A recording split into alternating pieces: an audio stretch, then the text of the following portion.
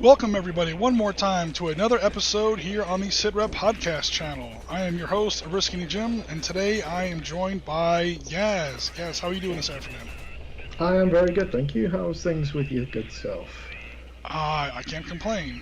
So, sorry for a couple minutes late today, guys. We did just finish recording a podcast episode that should hopefully be out very, very shortly.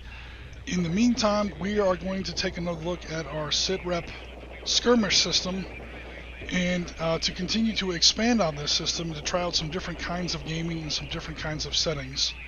We are stepping out of the strictly military setting of, modern conventional warfare.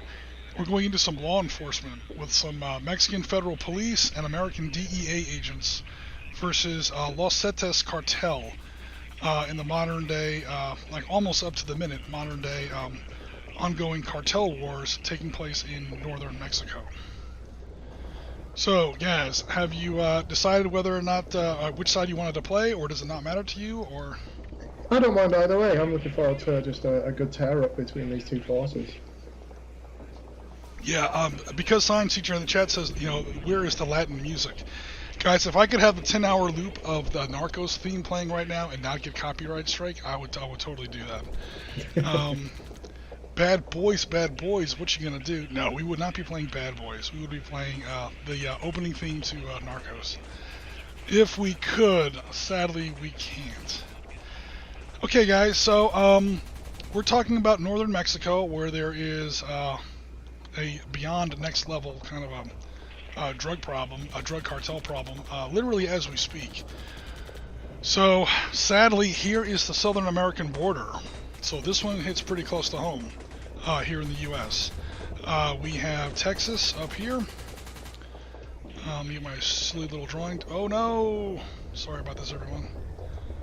Not 100% prepared, even though I thought I was. Okay, there we go. So this is the border. We have Texas up here, and of course we have northern Mexico down here. Things are bad enough here in the States as far as drug-related crime and gang violence and so on and so forth. Down in Mexico, it is beyond, next level. I won't get into all the reasons because I don't really understand all the reasons personally.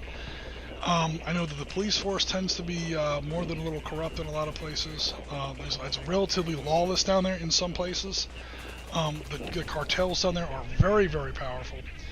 And the firepower and the money and the resources that they have at their disposal is, absurd. So we're not really trying to do any specific incident today, any specific, shootout that took place on a certain date in a certain city. We're just going to have a little bit of fun.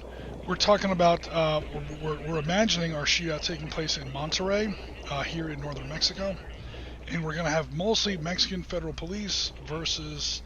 or I should say mostly Mexican federal police and also some American DEA agents helping out against a hostage / witness rescue sort of a scenario with the Los Zetos, drug cartel. Cool. Alright, cool. So here is our map. And we have our objective hexes marked. Right now, the cartel holds all the objective hexes. And we'll talk super quick about what's going on in today's scenario. So here we have the local courthouse. The cartel has seized the courthouse. They're trying to spring one of their leaders out of a hearing that he was having. He had been arraigned, apparently. And he got dragged into the courthouse in handcuffs and ankle cuffs. And now they busted in, and they're trying to rescue him out. They attacked out of nowhere. They pretty much seized control of the building. They now have their cartel leader, in their custody or whatever, and the street is in chaos, obviously. So we have, the courthouse. Courthouse has a back door. Courthouse has a front door. Those are two objective hexes. They are owned, obviously, by the cartel. The cartel has... Oh, that's what I forgot to do. Sorry, guys. Oh, my God. I knew I wasn't 100% ready. I forgot to put the hostages on the table. No. Can't forget the hostages. Oh God. And I don't have the piece on this computer, guys. Okay, I screwed up. Guys, I made a counter for the hostage, but I forgot about him. He's on a different computer now, and I can't put him in here without stopping the stream. So that's the reason the plaza, this little park here in the center of town, is an objective hex. These 4 cartel leaders are holding. Let me go ahead and zoom in a little bit. These 4 cartel leaders are holding a hostage. Now, he's an important hostage. We'll say he's a federal judge down here in Mexico, and therefore they're not going to kill him. The cartel cannot simply say, "Oh, my first action is I kill the hostage." He's worth a lot of money, and the cartel boss wants him alive. So I'll tell you what. We'll say that the hostage is always with Mr. Crazy Shirt here. He's easy to remember, Mr. Blue Crocs. Again, guys, I apologize. There's supposed to be an actual hostage. You know what? Let me go ahead and improvise. Our stream's already off to a rough start here, guys. Sorry about that. Gotta take the rough with the smooth, Jim. Can't all be perfect.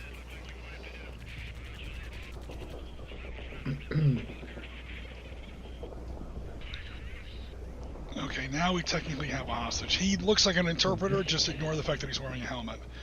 He's wearing a really funny looking hat. So we have a hostage that is with the cartel there in the plaza. That is the reason the plaza is an objective X. There's also a hostage. I actually had 2 hostages here in the cafe. And then this over here, the tower, is just a very tall building where they have a light machine gun, and it pretty much commands the entire city. So quick special rule, this hex, Hotel 10, can see pretty much every hex on the table. The only time this tower hex cannot see you is if you are immediately behind terrain. So if you're like in hex M11 and you're here in the street, he can't see you. Because no matter how high the tower is, you're directly behind a multi-story building. He can't see you in R10. He cannot see you in R11. He cannot see you in R12. But like back here, even though the line of sight has obstructing terrain between you, if you're not immediately behind the obstructing terrain, he can see you. Cool. So that's the reason that the tower is an objective X. Basically, that's just a meta reason or a meta justification for we need to have 5 objective X's. Okay, so the federal police, we have some new counters made up for them as well. Sweet. I'll zoom in on them. Okay, so here are our new Mexican federal police. They pretty much have the same values that we've been using lately in our 13 hours to 13 days. The only difference is these guys are not as well trained. They roll D8s when they're shot at, not D10s. So that's the only difference there. They're not quite as bullet resilient as the GRS guys were in Benghazi. They're still wearing body armor and they're still well trained, so they do have better dice than the D6 militia, but they're only rolling D8s instead of D10s. Yeah. And that's all them. The interpreter, air quotes, is actually a criminal witness, or I should say a criminal informant that's cooperating with the police. So he, functionally, game mechanic-wise, has the same rules as the interpreter was. He knows, personally, he's friends with all of the cartel leaders on the map. So when you're adjacent to him, everyone here speaks Spanish, so he's not strictly an interpreter. He's a CI. And what he's going to try and do is he's going to try and talk militia people into surrendering or into just leaving or not shooting at the police. Again, rule mechanic-wise, he does the exact same stuff the interpreter did in 13 days. Narrative-wise, there's just a little bit of a difference here between how he worked in the old game and how he works now. But other than that, it's pretty much the same. And then we have down here 2 American DEA agents. That's Agent Sears and Agent Pena. These are the 2 guys that you see in the Narcos TV show, or 2 of the guys that you see in the Narcos TV show. They have all the same values as the full GRS operators. They roll D10s when they're shot at, and of course they have their normal attacks. Another rule that we're bringing in for the first time is shotguns. You'll see this guy is carrying a police combat shotgun. He's got his extra rounds sort of velcroed to the side of his stock there. He's got his pump action slide. He's ready to go. So a regular assault rifle fires 2d10. A shotgun rolls 2d10 and adds 1 to both numbers if he's adjacent or in the same hex. So long story short, the shotgun gets a short range bonus, and then the only offset to that is the shotgun only has a 3 hex range. Short range weapons, high firepower. Everything else works exactly the same as it did in the previous game. Okay, so unless there was any more questions from the chat, we just have to decide who's playing who. Oh, I should say the cartel is already set up on the map. We have our usual ambivalent militia. These are gunmen that we're not sure whether or not they are local vigilantes or whether they are, actual cartel members or cartel members from another cartel that may want to shoot at our guy. Who knows? It's chaos in the streets, the usual rules. They work the exact same way that ambivalent militia worked in the other game. It's just a slightly different narrative reason.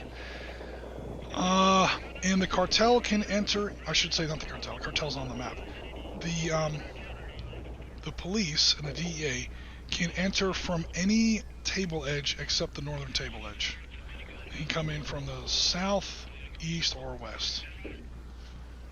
Because we don't want them to literally enter the same block that the courthouse is on. So with all that out of the way, did you want to play the terrorists? Did you want to play the cartel terrorists, or did you want to play the police? I'm going to roll for it. So I'll be the police. I got a 9, so the second team. I'm sorry. What was the result? So I rolled for it, and the police is who I got. You rolled and you got the police? Yeah. Okay, cool. All right. Here are all your forces. Again, you got a few more guys than normal. They're just a little bit weaker. Guys, I do expect this game to be a little bit more, a little bit more symmetrical than 13 days and 13 hours. Because, again, these are not Tier 1 operators. The 2 DEA guys are, but the Mexican Federal Police are not. And there's about the same number of,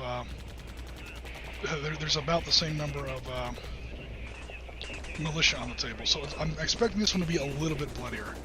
The trade-off is we're not trying to get to a U.S. Embassy compound with no casualties by a certain amount of time. So this is more of a conventional sort of a set-piece assault type game. Okay, guys, so if you're committing the police, did you have a preference on which table edge you came in from? Again, south, east, or west? I think I'm going to go with east. Alright.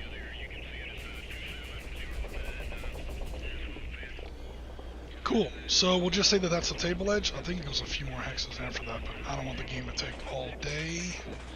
So we'll just say that column Y there is the table edge. Cool. And cool. All right. Okay. So let me check the chat, make sure nothing's going on. Hello, Ben Johnson. How you doing? Hello, Vorpalbite. Hello on YouTube. Yeah, we're trying something a little bit different today, guys. We're doing some cartel action in Mexico in 2018.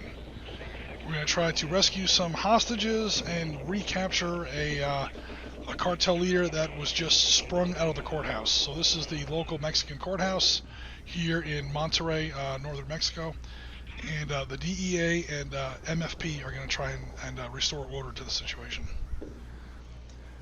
Cool. All right, guys. So, cool. All right, guys.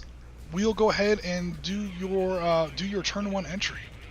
We'll go ahead and get this game going. Yeah, that should be interesting. Let me zoom out just a little bit more so you can see the map a little bit more clearly. Come on. Or at least the whole map. Okay, so again, determine threat level, we're kind of going to skip because we're just starting the game. Roll street events, ambivalent move, ambivalent to pedestrians. I'm not putting any vehicles on the table today. Hostile vehicle move, there are no hostile vehicles. Hostile pedestrian movement, they literally just move to these positions. They don't know a game has started. They don't know they're about to be attacked. So we will begin turn 1 actually down here halfway through the turn sequence with operator pedestrian movement. And there's a small typo there. I'll have to fix that later. Oh, guys, this is what happens when you rush. Okay, so anywhere starting on, again, column Y. And I zoomed out way too much. That should be most of the map. Column Y is Soon. Cool. Got to keep an eye on that LMG on a rooftop. Yeah, okay, I should also say, again, even though I put the same number of militia on the map, the militia are a little weaker. The same number of guys, not as many LMGs, no RPGs. This is a straight out, a heat-style gun battle in the streets of Mexico. There are no anti-tank weapons. Nice. Basically, I'm thinking of splitting down, pairing everybody up, and running them down 2 of the streets. Okay, which 2 streets were you going to go ahead and advance? So, pretty much the one they're already in, I'm going to start in that sort of car park and move down there, yeah. Okay. And the one to the south of it as well. Alright, cool. So that's looking at that. What I figured. Let me go ahead and zoom in now that we know kind of where we're working with. Yeah. And it will make things a little easier to deal with.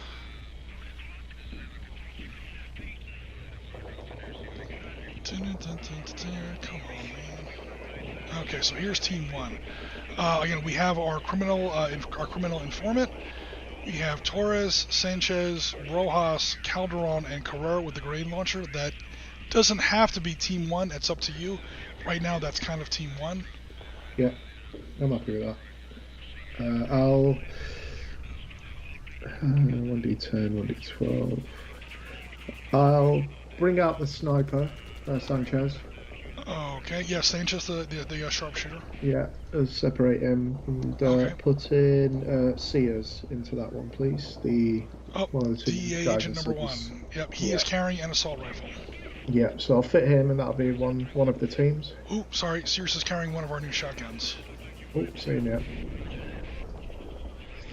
Good so, for entry. Yeah, guys in the chat, I know the graphics are kind of small, but when you see 2d10 star, that's a shotgun. I'm going to embed Diaz in with them as well. Okay. So that is basically Team 1. Yep.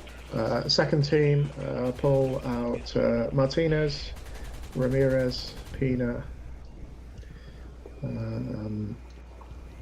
Sosa I'm going to keep separate. I'm going to actually use them as snipers. Okay.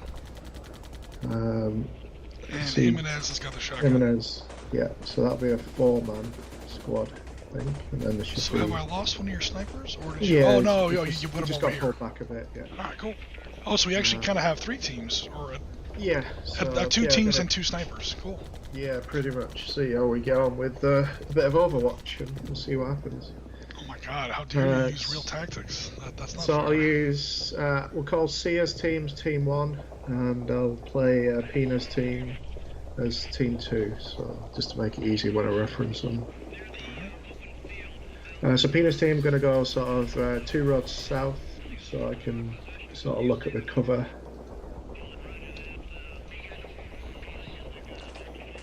Why does it keep doubling? I don't want to double, I just want to move them. There we go. Okay. So that's one street south. You want to go 2 streets south? Yeah, I just want to, so we're towards the ambivalent. I think we'll push up through from that side. Yeah, there are some ambivalent here in this little corner cafe. Yeah, the LMG has a straight line down the road to the north, so it's a little bit of an angle. But... yeah, so we do have a special rule, guys, in the chat. This tower hex here is just a very tall building. Pretty much anybody in that hex has not quite, but almost unlimited line of sight. Obviously, if you're right behind a building, he can't see you. But other than that, he's that's just a very tall building. To make the game a little more interesting. Also, I needed 5 objectives to make the game work. So I was like, alright, there's going to be so many hostages, I'll go ahead and say that there's a tower there. Okay, so Team 1 deployed. They're on, or I should say Team 2 deployed. They're on 13th Street. We'll call it 13th Street because it's Hex Row 13. They're on 13th Street. Makes sense. And here on 6th Street we have the big team. Yep, we're going to push them just to the north of the car park that they're in, to the street up from it, essentially. Oh, so we're like up here on 3rd Street. Yeah. 63. Alright, the enemy is divided, guys. You know what that means. Time to attack quickly before he can consolidate his forces. Oh, I see what he's doing there. He's already got this criminal informant, Mr. Diaz here. He's going to talk to these cartel members and see if he can... Me do that to you? I wonder where I would have learned that trick, hey Jim. What it really is here is that this pistol chick here is like his ex-girlfriend. Hey baby, what are you doing wearing those pants out in the street? Don't be doing that. She's got a Oh no, I deleted the world. Alright, sorry about that. No more clowning around, Jim. If you can't clown around if you make mistakes while you do it. She's back where she's supposed to be. Get back in Tango 2. Alright, cool. So, Team 1's in position, and then how did you want to deploy your snipers? They're going to go in as a pair. And they're going to deploy... That's a very good question. I'll zoom out since you probably want a big view of Yeah, just to see a bit more. So there's the courthouse, there's the plaza where one of the hostages is being taken, there's another hostage here in this cafe, and then there's that tower. I'm going to deploy them into X5, please, Jim. Okay. This little, what do they call that? This little, where you go to get like your parking validated. Yeah. That's kind of, it's like the little kiosk. That's why they're the last man out. They're doing the ticket grab. Are you serious? You didn't bring the parking pass? Dude, we got a gun battle going on here. Dude, I've left it. It's on my dresser. I can see it in my mind's eye. The things that happen in modern combat. Objective 1, rescue the hostage. Objective 2, retake the courthouse. Objective 3, get your parking validated. That's the tough one. The things you don't think of. Oh damn! I need my parking ticket. Vorpal Bite in. Okay, well, let me catch up on YouTube here, or keep up here on in our comments here. So Vorpal Bite at most skirmish level. Yeah, we're totally at skirmish level. Vorpal Bite. Each person here, each piece here is an individual person. We are one click above role-playing game as far as combat level goes. Some of the characters are even named, obviously, so yeah, we're pretty much right there. Ben Johnson, I've never seen them play this system, looking forward to it. Okay, Ben, this was the system that we used for our recent 13 Days to 13 Hours project, where we recreated the 2012 Benghazi incident. We spent the good part of 2020 kicking around this system and kind of developing it, and then of course we ran the Benghazi incident in early September of 2019 to commemorate the anniversary of the event.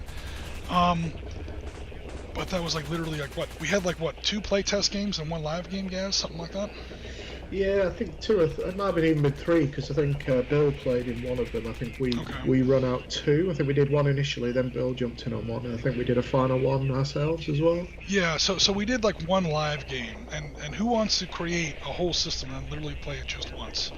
So what we did, obviously, is we started to we've done Medellin Cartel in '93, we've done SAS versus Iraqi insurgents in 2005. Called Hercules Down. There was a big battle up there, and now we're trying it with 2018 Mexican cartel war here. It should be a great game, says Sitrep Podcast, going outside the military side of getting into law enforcement battles, or law versus baddies. Absolutely. Somalia was a little like this, rather asymmetrical. Absolutely, Ben Johnson. Some really nasty actions by the cartel. Well, Ariskity is playing the cartel, so get ready for some borderline cheating. What's that I see on the horizon? Vorpal Bite says little black helicopters with those letters say DEA. Unfortunately, we are in Mexico. In 2018, DEA is keeping a kind of a low profile. We do have Vorpal Bite 2 DEA units on the table. They are probably the best ones. But unfortunately, we can't call in any gunships or anything crazy like that. This is Mexico, and we are trying to play by their rules. Cool. So what else is going on here? Oh yeah, we're also getting all of our stuff restreamed in Twitch and in YouTube. So holy crap, awesome. All right, guys. All right, so that was kind of your setup there. You set up there in right or in row X or Y, and now we're going to go ahead and do pedestrian movement. So which team do you want to move first, and where do you want to move them to? I think we'll move the southernmost ambivalent civilians first. We've technically already passed the ambivalent movement phase. Oh, sorry. Yeah, because turn 1 is kind of like half a turn. So we've already kind of gone through all this, and now we are in, operator pedestriant. Ooh, I have to fix that later, because I'm a retard and I can't spell. Oh, I'm sorry, we're not supposed to use that word anymore. I'm silly and I don't know how to type. So never mind about that. But meanwhile, yeah, we're going to go ahead and do movement for the operators. Whew. I'm definitely going to get lit up, but let's head towards the ambivalent straight down the street, basically. Okay, so the southern guys are just going to head down the street? Yeah. Are they moving all 3 hexes? Yes, please. Alright. So they're kind of in a tactical sprint. 1, 2, 3, down here to Victor 3. They're heading down the street. Probably like 2 men on each side of the street, taking cover behind these cars. There's no easy method of transitioning. The buildings are just gonna. What's gonna protect you a little bit again is that the map is kind of big. We do see you from the tower, but again, our range is pretty limited. Except for shotguns, range is the size of the dice. So even a light machine gun only has like a range of 6. So we kind of see you, but we don't. We actually can't reach you yet. I like how they're just lining up on the police forces heading down. You could see them tapping on each other's shoulders and giving indications of, you see the guys down there? They're like, yeah, I see them. So we actually have 2 cuties in this hex, but they only have submachine guns. The one guy you have to watch out for is Mr. Javier here with his 3d6 light machine gun. Yeah, that's not good. That's going to be a painful education if I get too close. But yeah, they are now rotated toward you. They do see you. They say, La Policia, we see you coming. Alright, so that will be Team 1. Actually, I'm sorry, Team 2. We head up here to the parking garage. Where did you want to deploy your snipers? Snipers are going to push through to the roof of the building in front into T5, please. I zoomed too far out. Okay, are you moving 1 hex, 2 hexes, or 3 hexes? Because once you get to the roof of that building, these guys will see you. Oh, they still can't reach you though. 1, 2, 3, 4, 5. Never mind. Not even close. Yeah. So sorry, they're going to move up to U5. 1, 2, 3. The terrain and movement rules, Ben, in this system are like absurdly simple. This is a game designed to be played on stream. So, yeah. We don't worry about, how many movement points is it to climb a ladder to get to the roof of that building? Is it a 2-story building, a 3-story building? Does it have a parking garage? The movement is 3 hexes. If you move only 2 hexes, you get to be covered. If you only move 1 hex, you get to be concealed. Sorry. Redo that. Movement is 3 hexes. If you only move 2 hexes, you get to be concealed. If you only move 1 hex, you get to be covered.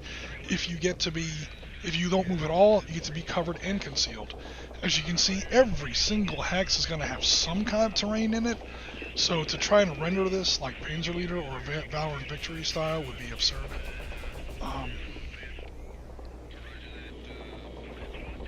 So now we go to Team 1, your big force up here in the north.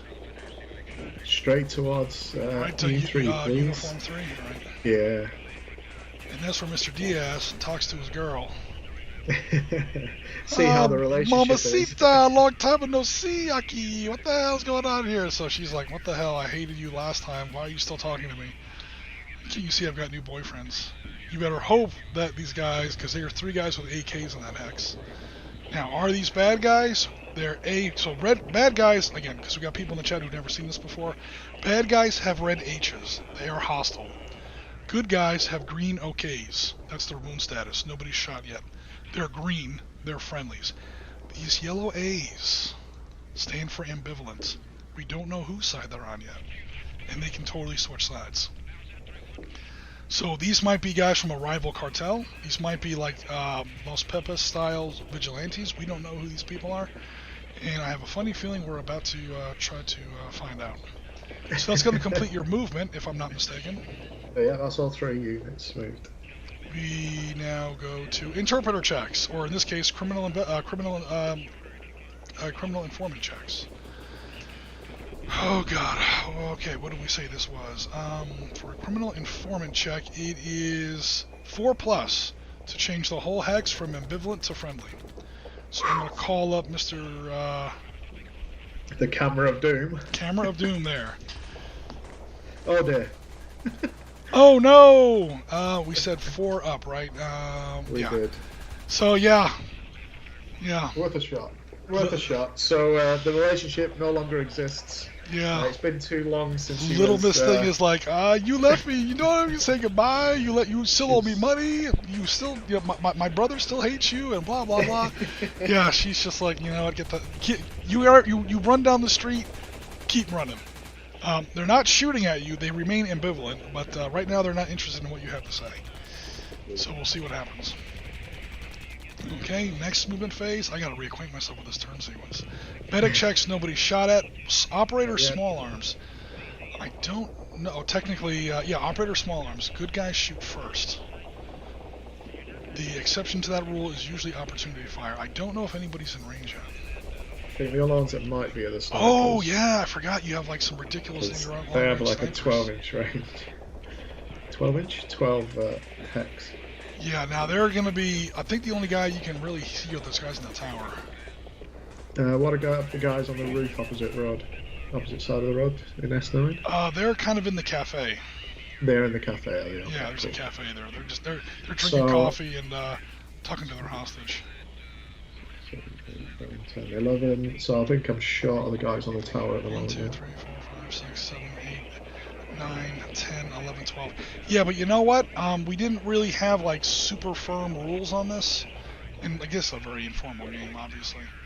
So from center of the hex to center of the hex, the guys in the plaza. Yeah, this building here is clearly tall. Yeah, I'd say they can't see that. So that's blocked. Yeah. So no, nothing's in range then currently. Yeah. You can see the sniper guys, you just can't quite reach them yet. Obviously, the tower guys can't see you either. They've done their initial recce, and yeah, no good for this firing position. We need to move to How far are they? 1, next. 2, 3, 4, 5, 6, 7, 8, 9, 10, 11, 12. Bro, you are 1 hex away. Yeah, 10 pence short, as we'd call it. Oh, yeah, moving to Tango 5 and you got him. Tango 5, it still has building graphic in it. You can totally still move in there and hit him. They can set up nice on the edge of the building, line up, take a few deep breaths, and start pulling trigger. Do we have a clean shot? We have a clean shot. Am I authorized to? You haven't shot already? Brain that fool out, man. Come on. We got people running down the street in the open. This is Mexico, man. There's no Miranda rights down here. Just shoot some fools. Yeah, we're way past the you have the right to remain silent. I mean, this is a straight-out firefight. There's no rules of engagement here. All the civilians have run away. You notice there's no civilian counters on the map. Left to the imagination. That's cool. I am showing off as much as playing. Oh, I am into showing off as much as playing, says Vorpalbite. Yeah, I would definitely say that, Vorpalbite. When you are actually playing a miniatures game, it's all about that visual impact. Sitrep Podcast also says the latest episode of podcast goes up live tonight at 6 p.m. Central. Awesome. Oh, so cool. That's in like 3 hours, I think. No. 6 p.m. It's 1:30 where she's at now. So yeah, about 5 hours. 4.5 hours. Cannot find any Montagnards in any scale. Yeah, Vorpalbite for Vietnam Mountain War. I have to create counters for that. I have special forces counters made up for Valor and Victory, like long-range reconnaissance patrol, Green Berets, things like that, in Valor and Victory for Vietnam, but no Montagnards, which is kind of the point of Green Berets in that war. So I kind of know what you're talking about. Let's see here.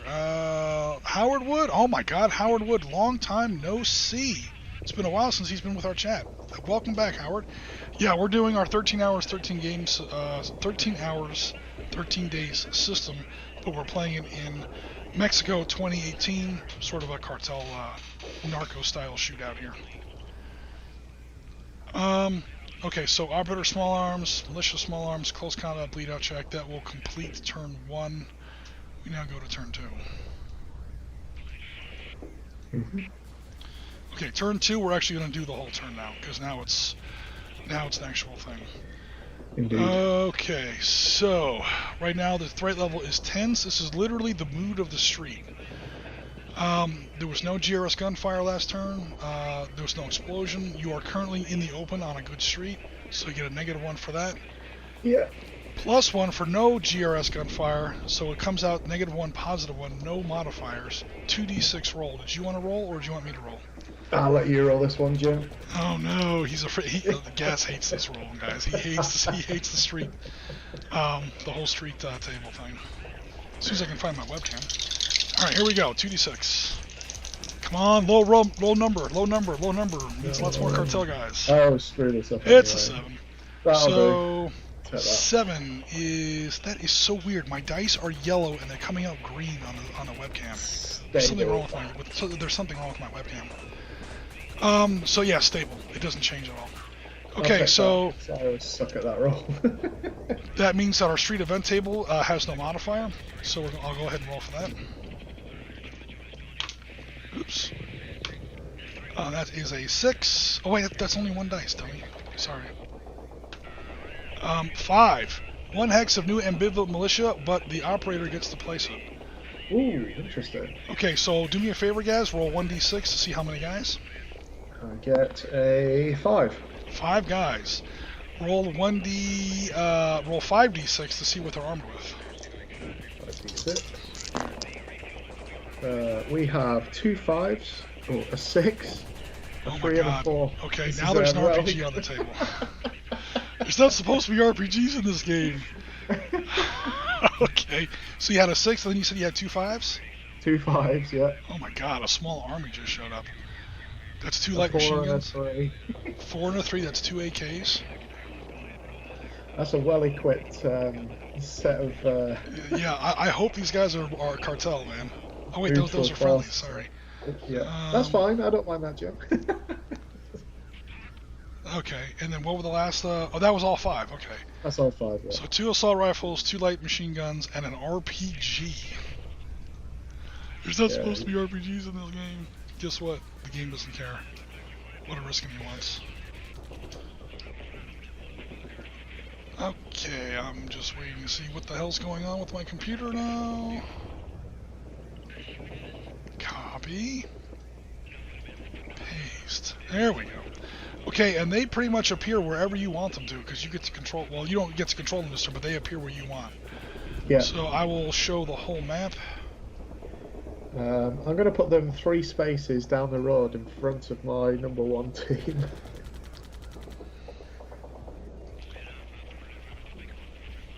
Three spaces in front of your northern team. Yeah. 1, 2, 3. They're right there in that... sorry, one more, so they'll be adjacent. You know, 1, 2, for 3. the, Oh, okay. for the check. Sorry. So they're not quite just hanging out in the intersection. Down here in Quebec 3. Yeah. Cool. Okay, now we will do ambivalent militia. Odds, I control them. Evens, he controls them. Up here in the northwest. Evens, you control them. Ooh, nice. I'm going to move them directly down the road towards the courthouse. 1, 2, 3. That could be good or bad. We may have an actual inter-cartel war here down this little street corner here. There's definitely a lot of bodies with guns on the streets today. Hey, it's cartel land, man, northern Mexico. Okay, this group down here in the south, again, odds for me. Evens, they work for you as well. Again, nice. You know what, I'm going to transition them diagonally northeast. So, Kilo 11. Alright, running through that little parking garage there.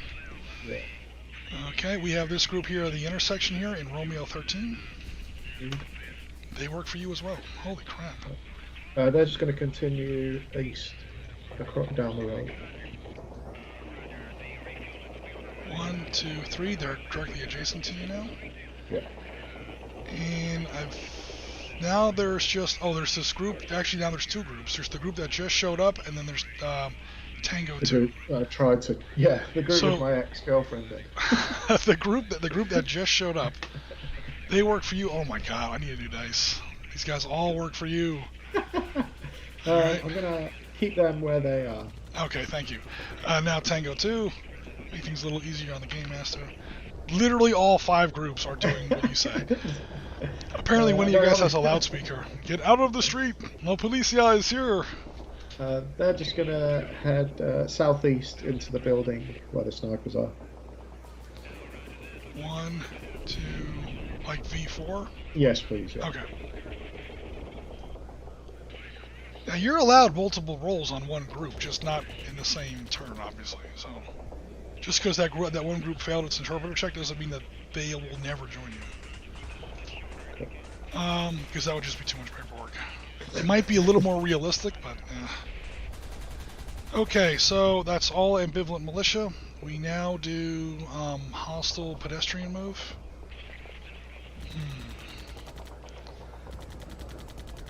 Start down here at the tower. I see those snipers. Now, I'm not going to be cheesy and move my light machine gun there. He has to continue like controlling the street. But my little bonitas here, with their 4 hex range, they literally are not going to do anything. They're going to run across the street to the park where the hostage is. 1, 2, 3. They'll wind up in Kilo 9. Yeah. They are good.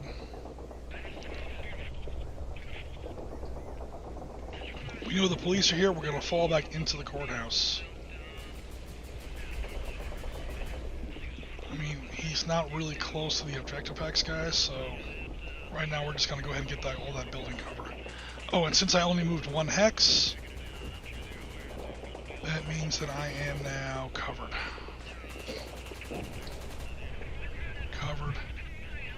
Covered.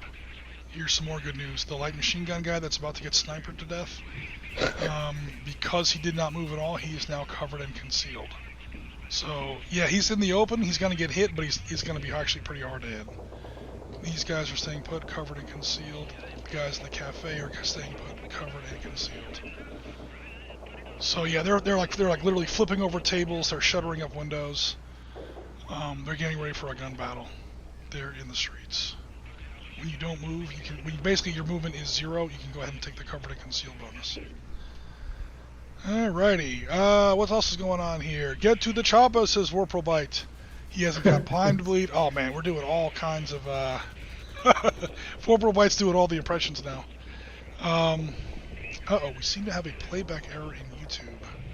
Oh no. Let me see if I can fix that. Oh, it's back. Okay, never mind. It may have been on my side. What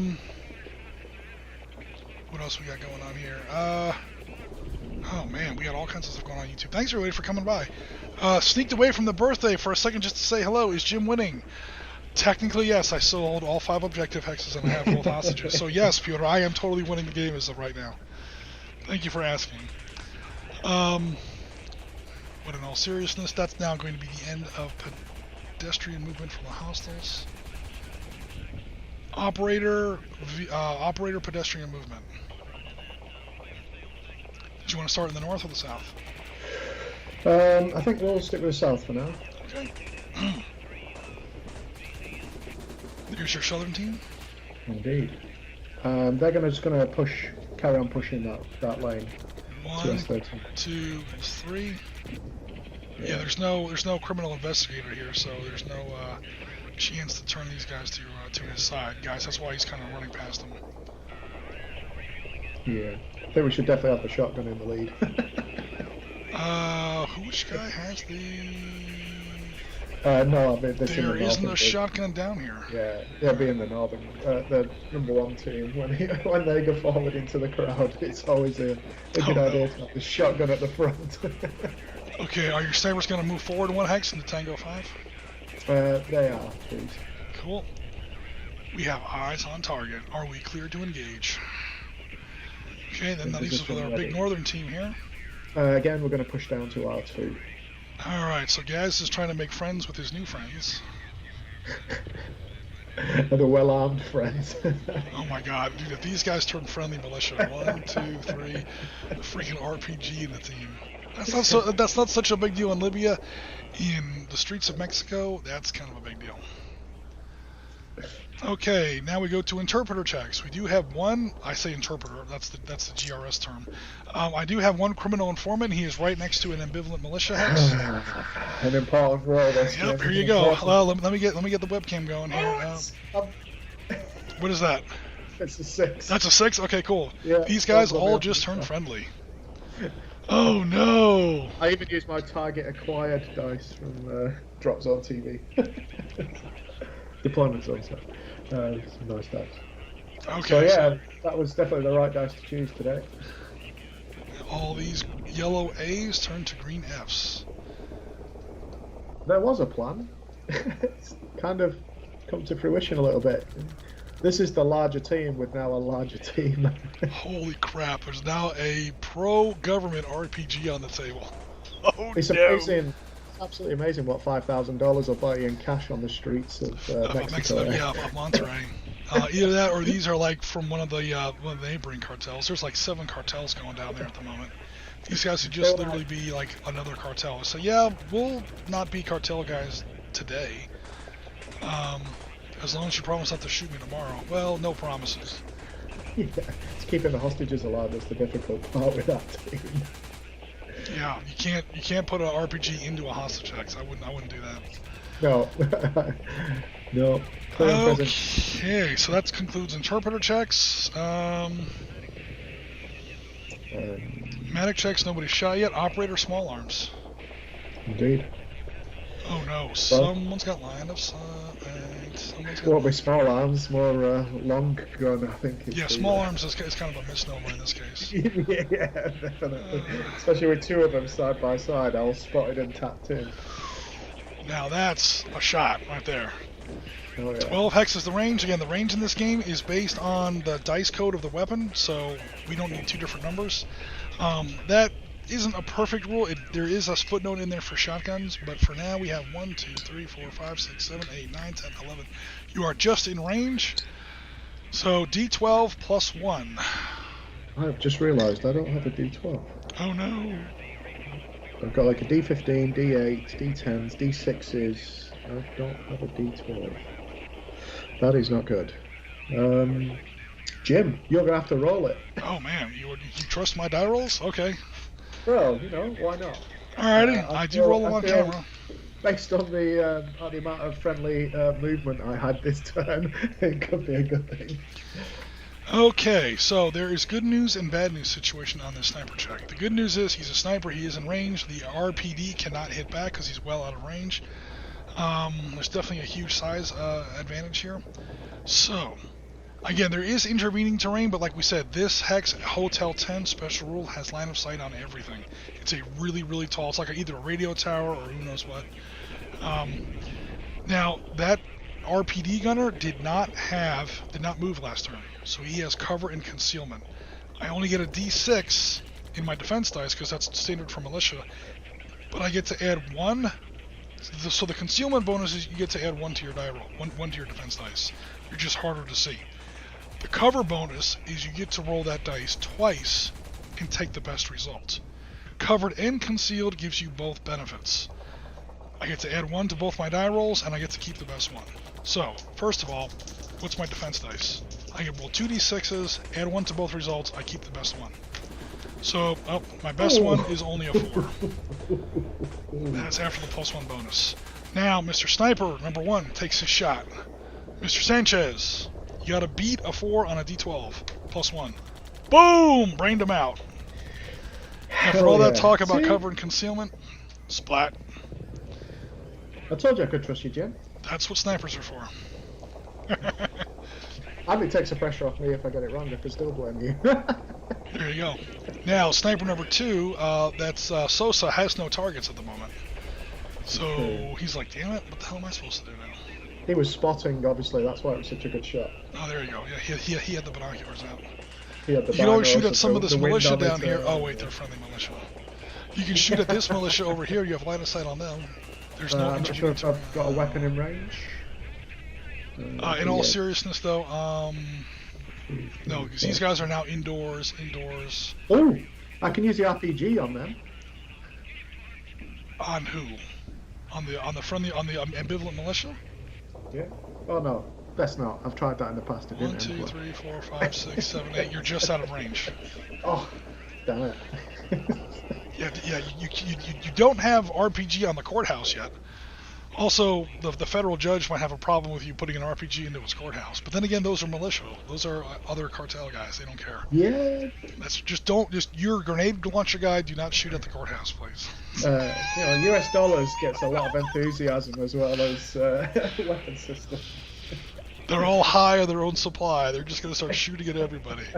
It's Predator 2 all over again. The gunfight at the beginning where he packs the cocaine in his nose and slaps his chest. And El Scorpio is ready. He's got like the That's big the Red one. 82 in one hand. He's got like a grenade launcher in the other. I'm like, what are you doing, man? Then again, you are high on coke. Oh my god. All right, so then we do GRS gunfire. I don't think I have anything in range.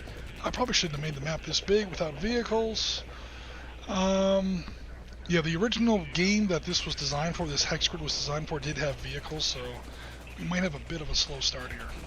This will be a good test of how to scale it down to, infantry-only games versus vehicle-borne games as well. Okay, so what's going on here? Sitrep Podcast says Fort Huacha. I'm probably not pronouncing that right. Intelligence Center reporting with radio intel. Awesome. Vorpal Bite. When I was in the game store yesterday, I purchased the largest D20 I've ever seen. It's as big as my fist, barely fits into my dice cup. Such a tight fit there's no room for other dice to roll. Or take a taxi. Yeah, we always call an Uber and just head down the Mexico Street that way. I don't know if the Uber guy would come right now.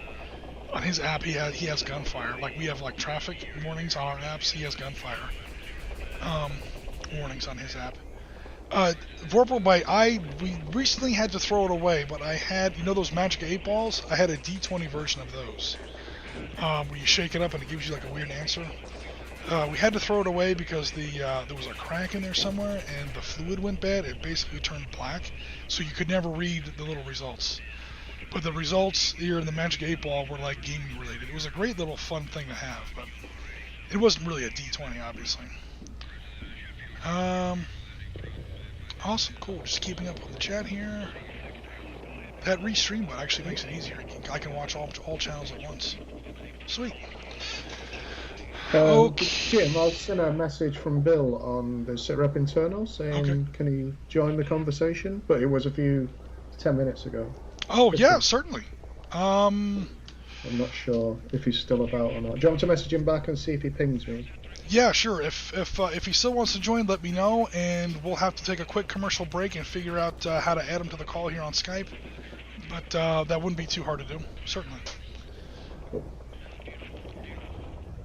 So while you're sending that message, I will make sure we're not skipping any turns here. Yeah, he's put yes. Okay, cool.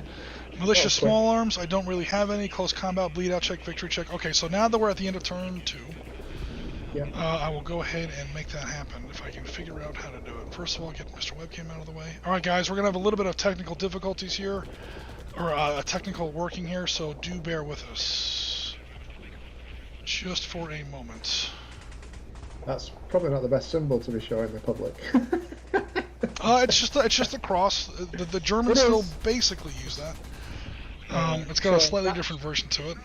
Yeah, that's add to favorites. Oh god, how do I add a new person to the call? Deep Cut Studios. It has clips at the corners, look guys. That then give it into a nice little dice tray. Sexy dice is on the table. Great stuff.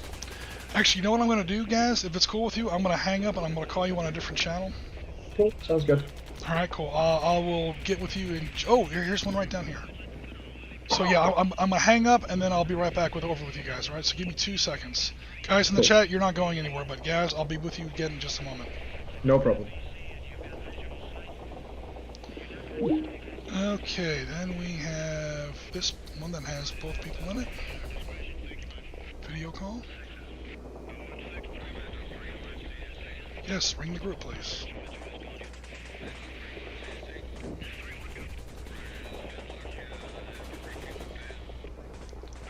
Hello, Gaz, you're back. Hello, everybody. You there? Hello, Bill, how you doing? Good. Had a little free time, so I thought I'd provide your oversight. Awesome. Nice. Alright, so, we're now beginning... got... I'm sorry, go ahead, Gaz. I was going to say... Yeah, I got mine off. Hold on a minute. Okay, there we go. Cool. Yeah, if you've got a D12, Bill, you can take up the sniper positions for a little while if you want. A D12, huh? Let me get out my bison bone. I have the D12. Cool. Awesome. You yeah. now have 2 snipers to overwatch for a period of time. Jim, you've had really good turnout. I've been monitoring the people watching, so. Sweet. And I've been monitoring the chat, so on all platforms. So. Thanks very you've much. gone anywhere from a low of 6 people watching up to it's like 12, 13. Oh, nice. That's actually not bad. No. Thanks very much, everybody. Yeah, thank you very much to the community, as always. We even have Ben on the call, and when Ben's on the call on a Sunday, you know that it's a really good day. Actually, what you really know is that the Buffalo Bills aren't playing today, is what you really know. Because when it's the Buffalo Bills on, I mean, all respect, we never win against the Buffalo Bills. Not with Ben, but it's all good. Okay, so we're now beginning turn 3. We're going to go ahead and roll street events. Actually, we're going to determine threat level, first of all. So last turn, the street's going to get a little bit hairy now because there actually have been shots fired. So we have tents is our starting point. There was GRS gunfire last turn, so -1 for that. No explosion. You're still on a good street, -2. Jim, I've only got my dice tray on my screen. Oh, that's right. I'm still not showing because we started a new call. Sorry, Yeah, everyone. that's alright. Just before the guys are like, wow, this is a strange looking map, and the guys are really small. Start sharing. Okay, so hopefully now you guys can see my table. There we go. Alright, Bill, are you also able to see our table? Aye. Awesome, cool. Okay, so we were going to determine threat level. Oh no. No, I'm gonna have to roll this one really hard. Yeah, I rolled the last one, dude, so... Yeah, no, yeah. I hate you have to do that something for a one, living here. Okay, so -1, there was GRS. Let me get my little marker out here, because I like my marker. -1, there was GRS gunfire last turn. No explosion. The GRS are still on an open street. -1 for that. When I see GRS, I mean operators. So that's -2. However, +2, because there was a successful interpreter check last turn. And by interpreter, I mean criminal informant. Hey, Jim, just so you know, Jen is saying that the sound effects are louder than Gaz at the moment, so Oh, I'm okay. not sure. We haven't changed our settings, so we've been streaming now Yeah. for an hour with bad sound, Jen? Is that what you're telling me? It could be just because we added another person, so Oh, yeah, that might have been it. yeah. Cool. Any better now, Jen? Hopefully so. Yeah, we've turned down the sound effects a little bit. No, it just changed. Cool. Okay. Okay. Okay, yeah, it must have been when we reconnected the new call. It's gotta be. Fingers crossed. Alright, so, yeah, it's -2 and +2. It comes out to a wash. Yeah, roll 2d6 and roll as high as you can. Indeed. A 8. Okay, an 8 is, better, so we now go to quiet. Indeed. Nice. So the streets are now a little bit friendly to the government. Really, they know there's snipers in position and a friendly RPG on the freaking table. So no one wants to mess with the government now. We're now on the street event table. That's going to be 1d6, and you get to add 1 to the die roll. Again, roll as high as you can. 2 + 1 is 3. 2 becomes a 3, no new militia on the street. So that Not would the have rest. been 1 new hex of militia for me, but because of all your bonuses, they decided not to show up. Happy days. There's snipers and an RPG on the table. We're not messing with that. Okay, so now we're going to do ambivalent movement. Okay, we're starting with the guys there in the northeast. Webcam, pretty please. Alright, here we go. Odds for me. Alright, these guys work for me. 1, 2, 3.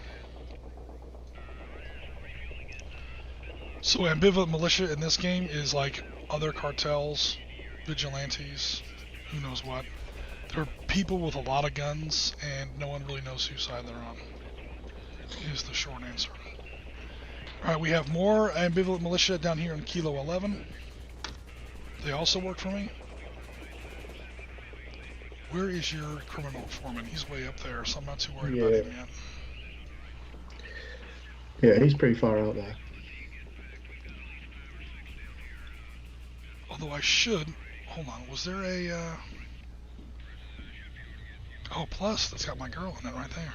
All right, in all seriousness though. All right, down here in the southwest, or sorry, southeast. Oh man, Gaz got them all last time. This time I'm getting them all. 1, 2, 3.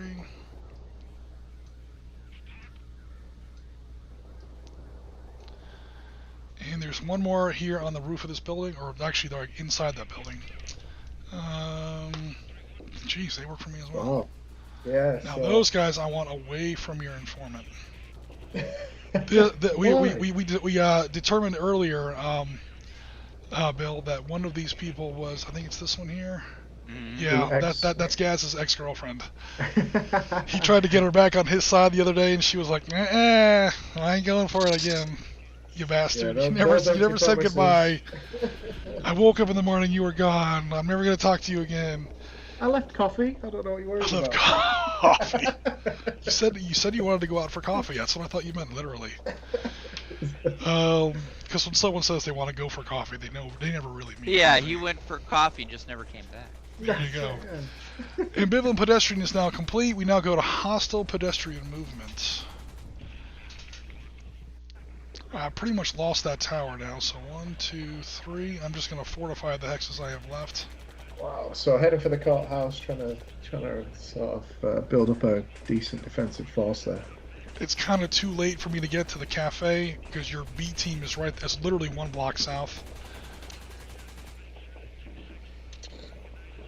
1, 2, 3, in case you try to make an end run for the front of the courthouse. Alright, cool. That will complete my movement. They moved 3, so they get no new bonuses. These guys are now covered and concealed, not covered. So these guys are now hella entrenched in the courthouse. That courthouse is now a cartel fortress. Come get us. You're going to have to level the building to get us out of there. They were already covered and concealed. They're already covered and concealed. You got a recoilless rifle? He's got an RPG now. That's almost as bad. Which I didn't even intend to have RPGs in this game. This is Mexico, not Kuwait. But then, oh wait, never mind. We rolled one on the militia table. And then he turned them militia friendly with his criminal informant. Oh no. Hey Diaz, you remember me? Oh yeah. You really don't want to trust me. I know how many guys these federales brought with them. You don't want to be on the wrong side. Is there bribery in this game? So, sort of. Like you can turn people? Sort of.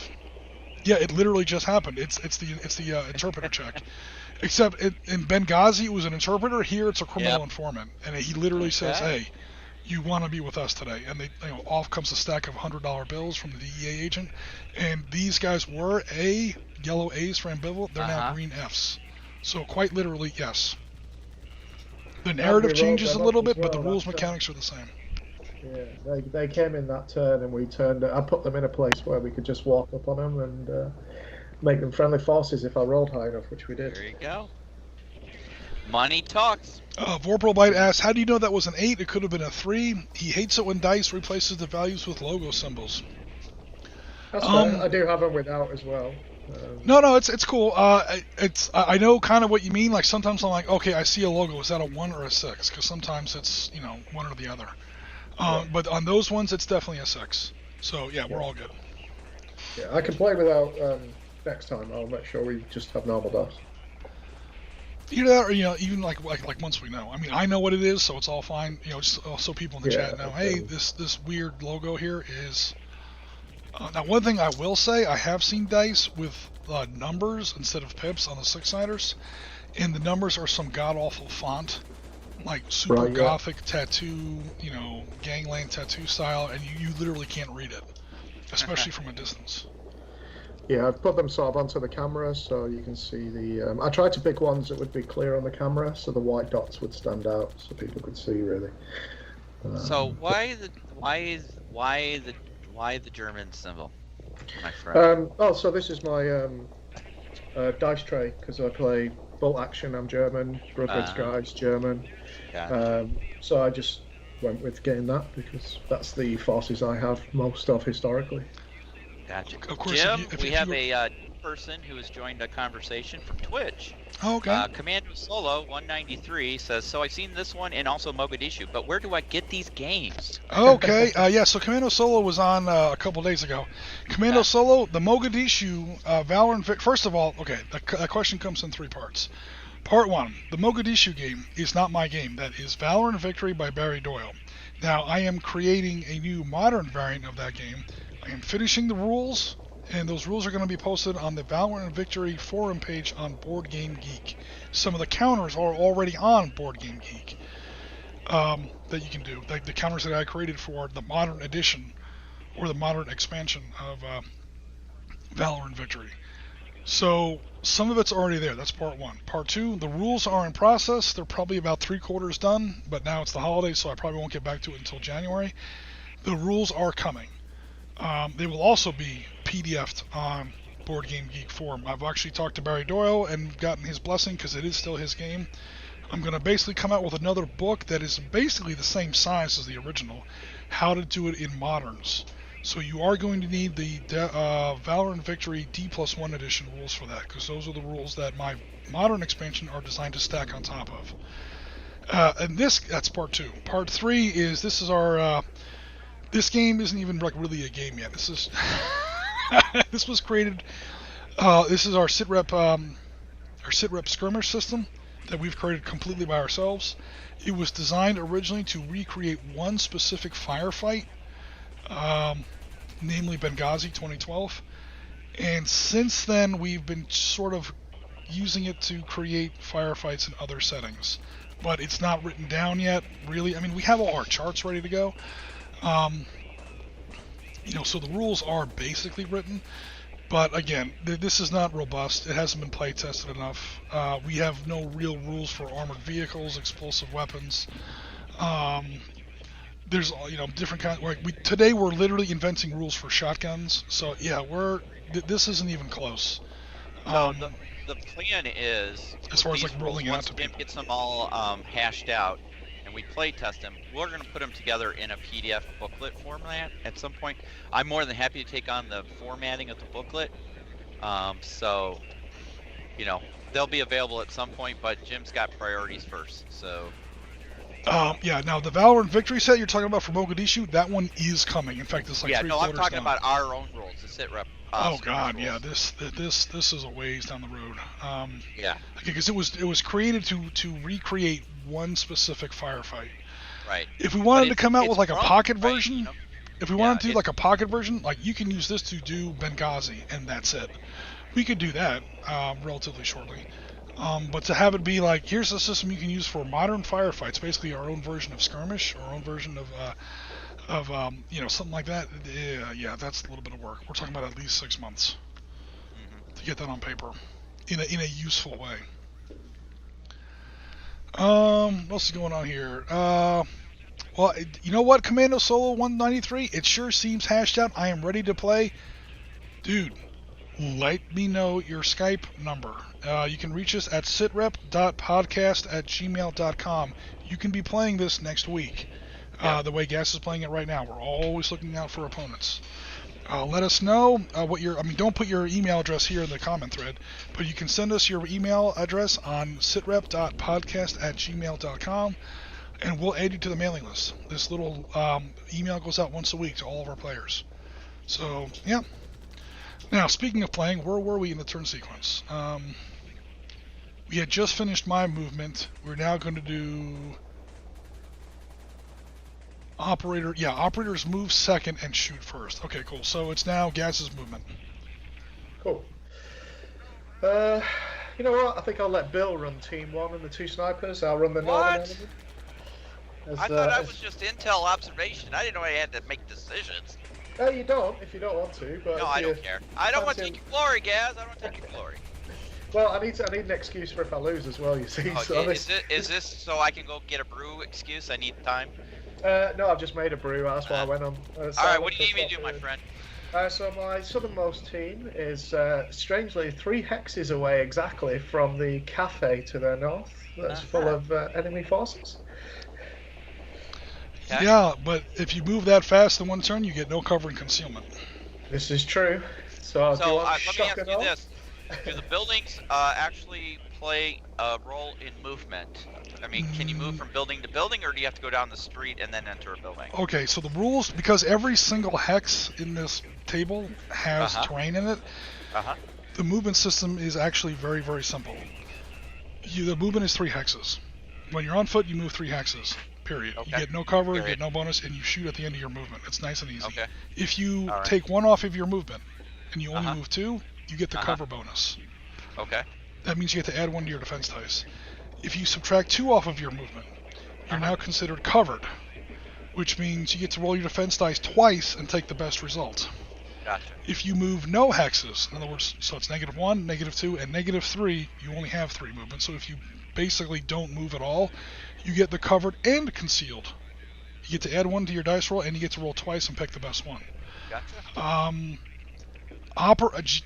DEA agents roll D10s for defense dice. Mexican Federal Police roll D8s. Okay. Cartel roll D6s. Okay.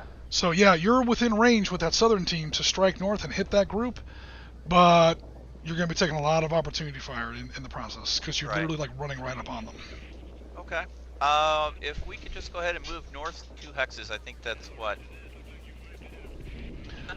Yep. So you move like literally 1, 2. There's still a building between you and them, so there's no line of fire. They don't get opportunity fire, and you are now considered concealed. On top of that, so even if anyone did shoot at you, you get to add 1 to your dice roll. Okay. And I will get to add 1 to my die roll to move the damn counter. Come on, man. That is Mr. Martinez, Mr. Ramirez, Mr. Pena. He's actually in Marcos the show. He's a D12 defense dice. He's a DEA agent. Notice he's not really in blue. And we have Jimenez with the Pena the Mandalorian, if I'm not mistaken.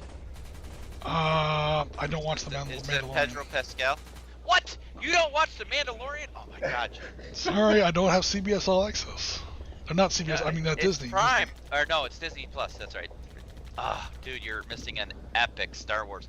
It is really based on old Western type spaghetti Western. I hear it's good, and this is from people who don't even like Star Wars anymore. People like me, ex-Star Wars fans who used to like Star Wars, don't like it anymore. Star Wars universe. Cool. And Bill Burr's in it, which is quite funny because he's a comedian that was ripped Star Wars for years and now is starring him. Yeah. I thought that was quite cool. Okay, so there's no gun. You're still concealed. No one's got line. Well, these guys have line of sight on you, but they're not in the firefight yet. Oh, look, there's Miss Elizabeth, whatever her name is. All right. Yeah, right now they're still ambivalent. You've got no criminal informant with you, so you can't make an interpreter check. That's basically the support team there in the south. Yep. So up here to the north, we got our 2 snipers, Mr. Gaz. They've eliminated their. Yeah. So Bill, I don't know if you saw it. He basically sniped that light machine gun out of this bell tower from like halfway across the city, 12 hexes away. Boom. Yeah. Well, what kind of weapon is it? Jim rolled for it, which is quite funny. It's a long arm marksman rifle. Oh, we don't specify the actual weapon. No, I mean it's literally there's 4 kinds of weapons. There's shotgun, submachine gun, pistol. Yeah, keep it user friendly. Definitely. The range of the gun is the same as the defense dice, or same as the attack dice, unless you're a shotgun. But so basically the range is he rolls a D12, so his range is 12 hexes. He was just in range. Got it. I'm going to bring them down to the corner of that block, so they've got line of sight down the road to the southern entrance to the courthouse. Yeah. Okay, they move 2 hexes, which means they are concealed. Jim, that should give them line of sight down towards the courthouse, shouldn't it? If something came out the south door. We're actually pretty generous with the line of sight rules because again, every single hex has terrain in it. But let me.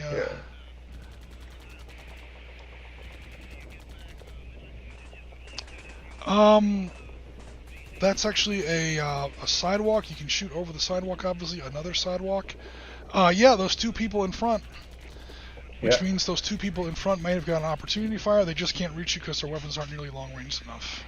Yes, they're not. Oh, of course, Gaz. There's Gaz paying attention to the rules again. Yeah. That's no fair. Hey, it's how a sniper should roll, let's be honest. They shouldn't be walking into enemy fire. Oh, They yeah, should be totally. definitely Sosa using their and opportunity. Sanchez. And thankfully, Bill's got a D12, so First of that's all- that problem solved as well. This girl needs to be shot just because of the pants she's wearing. I mean, who wears bright red wrong with pants her out in the middle of the pants? street? They're like these bright red. Then again, it is Mexico, so. I think her sister's wearing the Come same thing behind her. on. Oh my In fact, god. The girl behind her's got the colour reversed, hasn't it? So the same Close, at yeah. the top. Well, yeah, but this girl actually has a shirt with sleeves on it. She's Oh, wearing yeah. blue jeans and sneakers. She's at least sensibly dressed. This girl just came out of the nightclub, and it's like So 10 Jim, where did you get these lovely counters? I got them from Photoshop, i.e. I created them last night at about 3 in the morning. Did you hear that, people? He created them himself. Do So my to best. everybody out there that's watching, if you for a scenario, reach out to us at sitrep.podcast@gmail.com or on Facebook. Jim is not on Facebook, so if you're specifically asking Jim questions, send him an email chat. We'll go from there. Cool. And we can always find if something else comes through that's Yeah. on a different. We'll pick it up and forward it on. Yeah. But in Yeah, the meantime, but can we it's- forward on some Some freedom. Oh no, look at this army coming down the street, man. So basically, we put the snipers at the rear door, so that when the army pushes in the north door and they start running out the back, the snipers have a field day. Oh my god, look at this legion. Okay, these guys are all, they all work for you. What are you doing?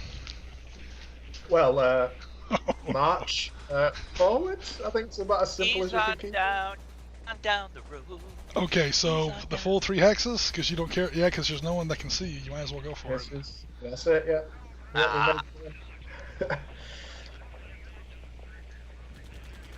RPG, that's not nice. That's not nice. Um, Okay. I'm going to pull Diaz out. We're going to head him south. Yes, please.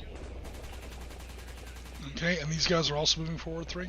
Yes, please, yeah. The rest of the team will push up on the courthouse.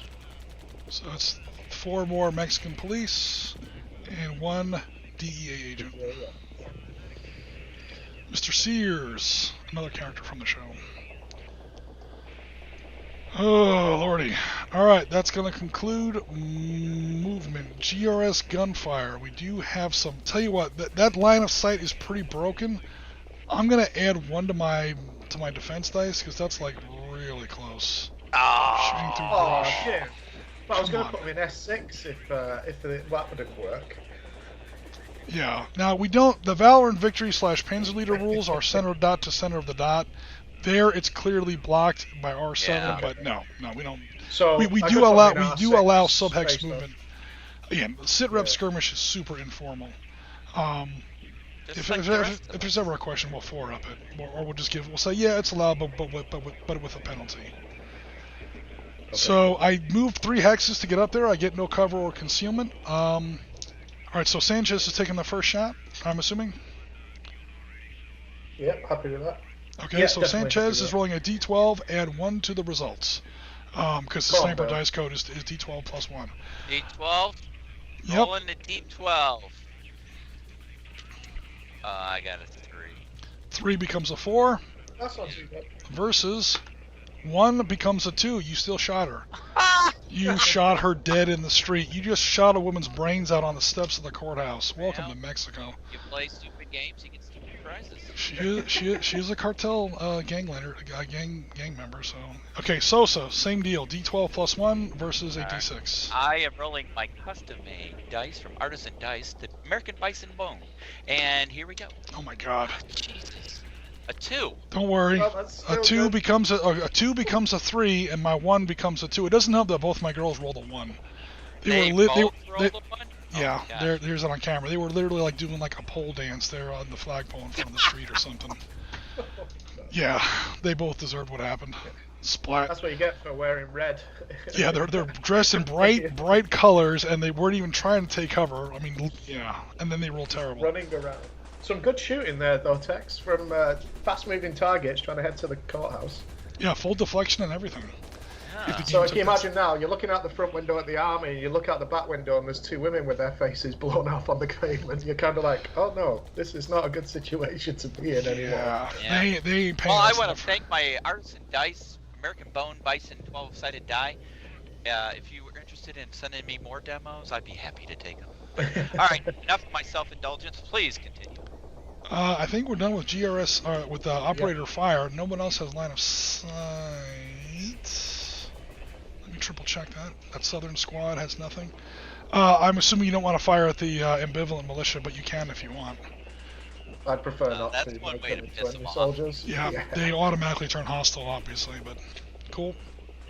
Don't we have rules of engagement that we can't shoot at them? It is Mexico, so... Well, yeah, there's- again, notice, so the battle technically started, like for people who may not have been here for the very beginning of the chat, the cartel owned front courthouse, back courthouse, they have a hostage here in the plaza, they have a hostage here in the cafe, and shooters in the tower. So the gun battle has technically already started. They took a bunch of hostages, they basically seized control of the courthouse, they probably shot a bunch of cops in the courthouse, and now this is like a response team.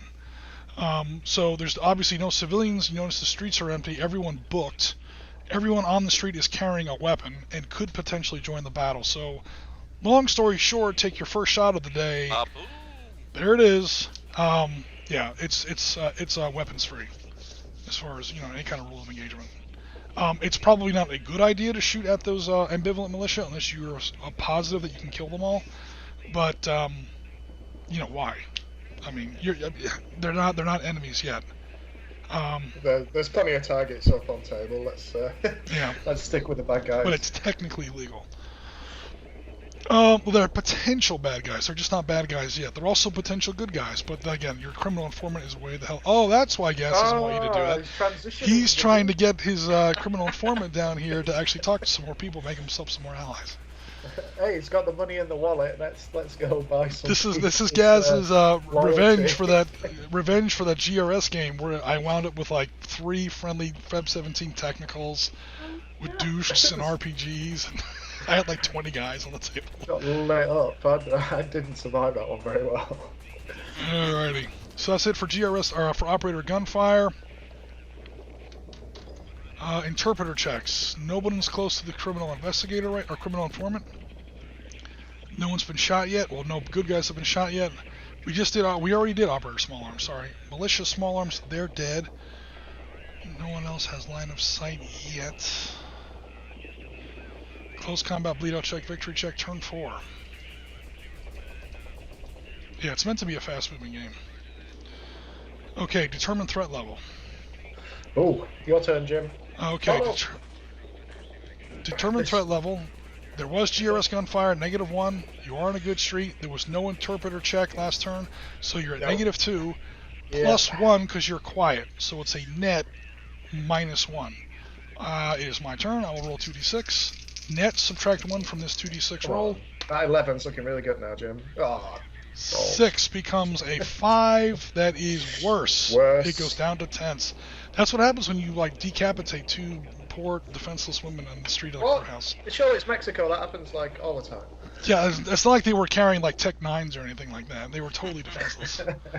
Okay, so now we're back down to tense, which is a -0 modifier on our street event table. 1d6. The street is now back to normal. Normal for Mexico. 3 is no new militia on the street. Cool. So everything's pretty much stable. Okay, we now do GRS. I'm sorry, we do ambivalent movement first. India 5. Odds, they work for me. Oh. If you want that hex, you're gonna have to talk to somebody or shoot somebody to get it. Wow. So they're literally looting the bodies right now. Yeah. She had no shoes. She got some Air Jordans, man. And you shot her in the head, so nothing got on the shoes yet, if you get there fast enough. That's really gross. M9, what's M9 doing? M9 also works for me. Oh shit, I don't know what the hell I want him to do yet. Where is your freaking your RCI? I wondered if you'd been looking for that. Keep away from that guy. 1, 2, 3. I only Actually- need one group this turn, Jim. Just one group. That's They're, all I they're going to need. go ahead and stay put there. The ones that are right beside this warehouse where Bill's squad is. All right, Romeo 11. They also work for me. They're going to make things difficult. Ooh. At least a little. It's going to trip up the assault a little bit. Actually, I should put them in the hex so when you assault them, you know what? I'm going to be a real asshole here. A straight out asshole. 1, 2, 3. They're now in the hex. So if you assault that hex, you're going to be firing into ambivalent militia. I want reinforcements too, damn it. Now, one thing I do have to do though is I have to kind of split up this hex a little bit. The hostiles have cover and conceal bonus. Yeah. The ambivalent militia do not, because they just got there and it took them all 3 of their movement points. So there's like a little block party going on in there. They're discussing things. What are you doing here, man? We work for you, I think. Or maybe we don't. We don't know. We're still ambivalent. Alright, ambivalent here in Victor 7. They work for you guys. Where do you want them to go? I'm going to bring them to Sierra 8, please. 1, 2, 3. There's a town meeting right here. What's going on at that cafe? They have really good coffee there. It's really good. And then we had one more, didn't we? Oh no, you converted that one. We moved them. We moved them. I think that's us pretty much there now. We didn't move them, and we moved yeah, them. Okay, them, yep, yeah. that's all of them. Yeah. Sweet. So now we go to GRS movement. Cool. No, sorry, we do a hostile movement. Bad guys move first and shoot second.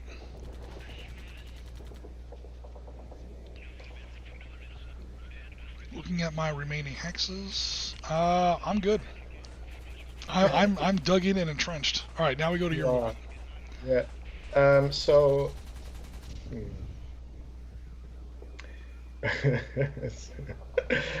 The RPG guy is going to go south 3 spaces, please. We have good guys there, good guys here, and 2 snipers here, and the interpreter there, or the criminal informant there. Yeah. All right, so your friendly cartel guys. Yeah, the RPG within that's going to head south 3 directly. 1, 2, 3 to November 5. Yes, please. Okay, The rest of that first team are going to push to the. You know what? They're going to go and knock on the door. They're disposable. They're not even really our guys. 1, That's it, 2, yeah. 3. Opportunity fire. And they used all their movement. Oh my god. So no defense. Yeah. Who do I got in here? I got an RPD machine gun. I got Miss Bonita there with an AKSU. I got a girl with a pistol. She's ready to bring somebody out, and I got another light machine gun in there. Oh my god. Yeah, they just walked into some. Of course, what they're probably really doing, everyone in the chat, is using up the opportunity fire to pave the way for the police and the DEA. That's what friendly cartel is for. They're meat shields. Okay, so super fast. My 3d6 is going to fire first. I'm putting all 3d6 into your light machine gun. Okay, so here comes my 3d6. You get to roll 1d6. Yep. My best roll was a 5. 3. So he is gone. Pink. So riddled with bullets, he falls to the floor, and the rest of them go, "Oh shit!" They didn't pay us enough for this. That was my most powerful weapon. Now I have. Oh wait, I have another RPD in there. Other RPD shoots at your other RPD. I forgot you have 2 RPDs in there. It's a machine gun duel at the back of the courthouse.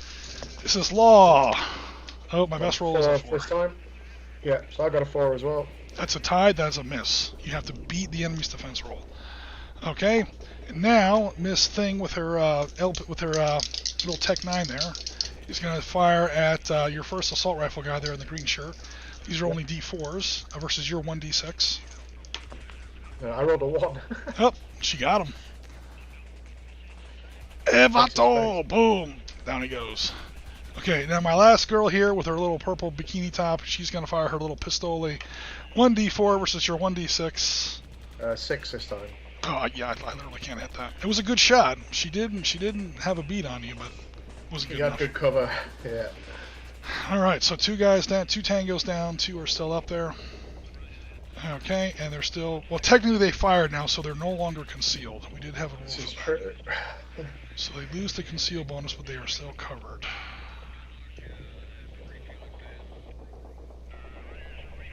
Come on. There we go. That whole axe has the covered bonus. Awesome. Alright, next movement. And of course, they took opportunity fire, but you guys already know that. But just to keep things straight. Can I take the DEA investigator? Not investigator. Oh, the criminal informant? Yes, please. Move into the sniper square, please. 1, 2. He now gets the concealed bonus. Yeah. Because we moved 2 hexes. Okay. And the number 1 team is going to go to Lima 3. Oh no! They are technically adjacent, so there will be a line of sight there. 1, 2, 3. It took all 3 of your hexes to get there. Yeah. Good thing I already used up my opportunity fire. So they watched them get shredded at the door and then punched out the window. They literally flashbanged their way through the side of the building there. And said, drop them! And they said no, and then you, okay, we'll get to that gunfire phase in just a second. Your sniper team. Here on the corner. Bill, what do you think? There is a line of sight to the front of the courthouse, but it's not a great one. But there is a line of sight there. Probably get to a better firing position, maybe. Yeah. What do you reckon? The rooftop at Oscar 7? Yeah. Let's do that. Would that Sounds work, good. Jim? Yeah, they just can't get there in one turn. Oh, sorry. Yeah, so transition down the sort of the sidewalk. That'll help us with the park potentially as well. Puts them in a reasonable position, but just and this angle is now a little bit more shallow. In fact, now there will no longer be that +1 because the only corner that obstructs it is the corner that they're shooting from behind, and that's not going to be a problem for them because they're shooting from right behind it. So yeah, let's go ahead and waive that +1 bonus for that hex. Now that your snipers are close enough to, they have a little bit of a shallower angle on that little frontal pavilion there. Alrighty, they move 3 hexes, they get no cover bonus. And it's up to Bill what he wants to do with the Team 2 4-man team. A lot of opportunity firing there, I'd imagine. Oh yeah. But you do have a better save. You got a D8, I believe. D8s, except for Pena, who has a D10. D10 with Pena. So 1 tier 1 operator and 3 like Mexican, police. Well trained like SWAT guys, but they're not like special forces. Well, I know what that means. let us go to Papa 10.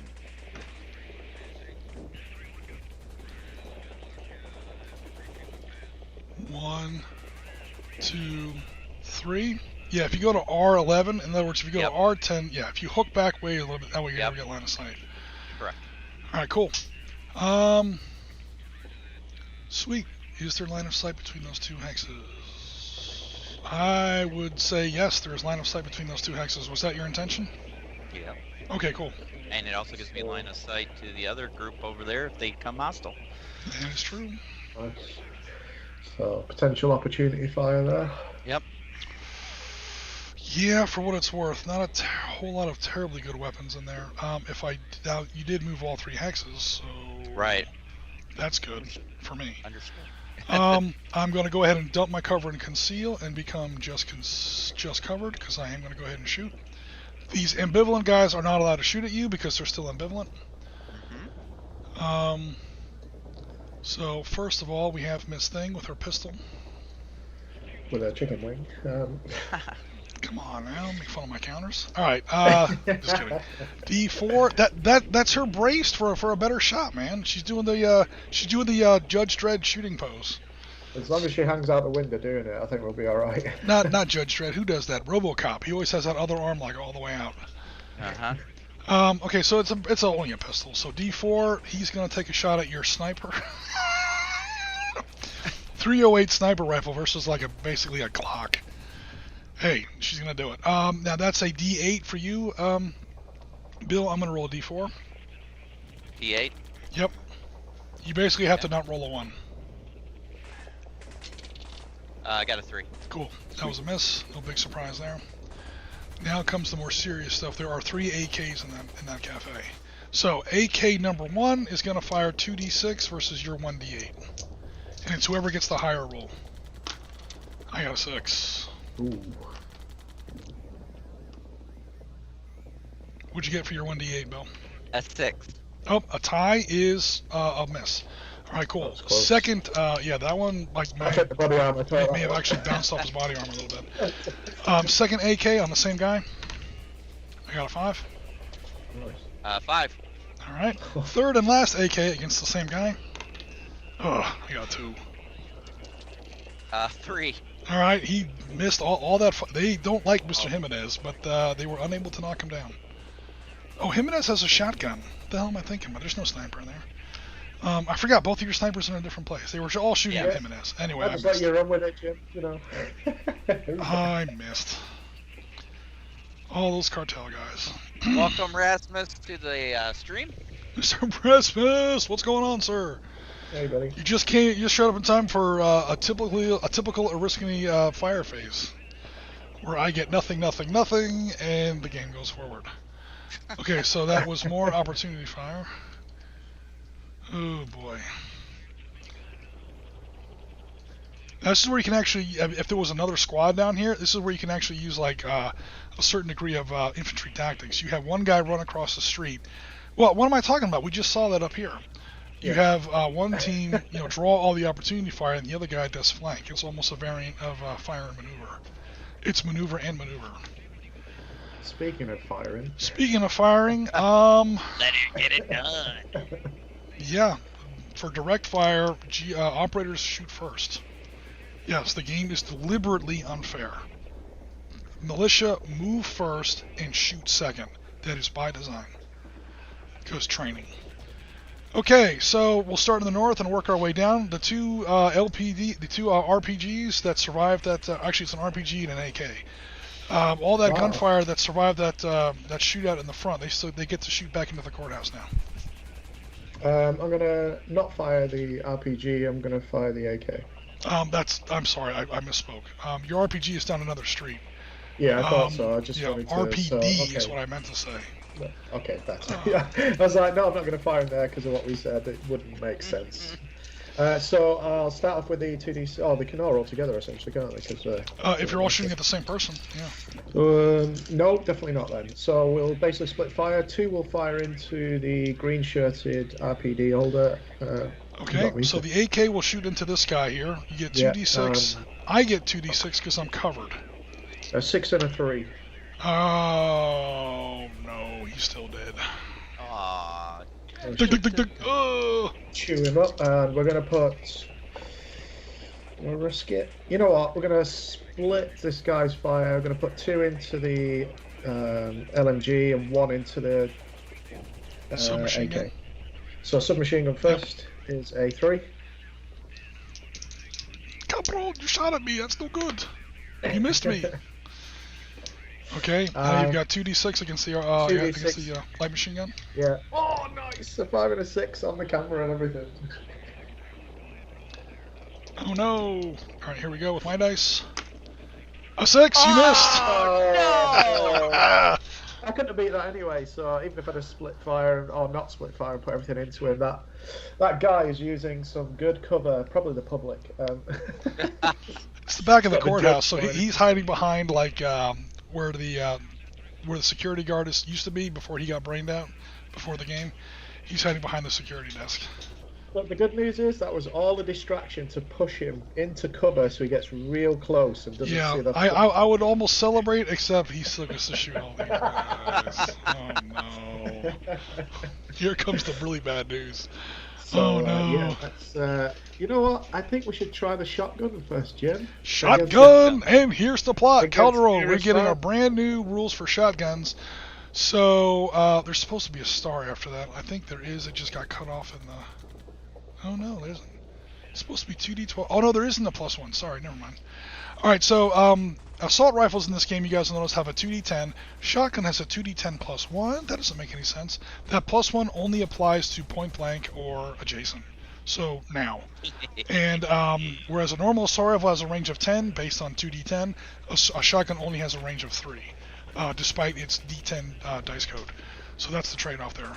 So Calderon's kicking the door in, and he is literally going to lead off with the first shot with his shotgun. He's going to try and clear the room there.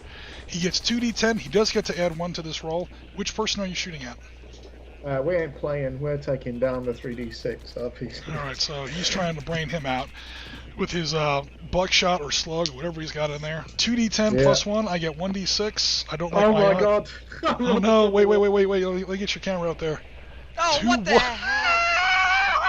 He's got quail shot in there. I got 11 Or- one way. You're supposed to load it with rock salt, you dummy. So I got 2 He's firing and 2. like beanbags out of there or He something. could still roll 1. A 1 is still a tie. Yeah. I literally so don't have to roll. +1? Oh, I've got +1. So. Oh, you do have a +1. That's true. I could roll a 1. I plus could one. roll a 1. So I need a 1. Technically, those are Roll two one. 2s. Right, that's true. Let me get my dice cam going here. This is very true. A 3. Hell no. Oh. That gun was loaded with, what, those riot control beanbags or whatever? I think he got so excited he racked the slide instead of pulling the trigger. Fortunately for him, there's a guy coming right behind him with a saw. Oh, M249 saw. I only have 1 D8, so this is going to take a little while for that one. So I know Jim loves his saw, so we'll do the saw next. 4d8s. So we're going to split it 2 and 2. And we're going to hit the guy with the SMG and the obviously the heavier weapon, the LMG as well. All right, so which one do you want to roll first? First the one's LMG. the LMG is Seriously. first. All right, here's my So d6. I get a 1.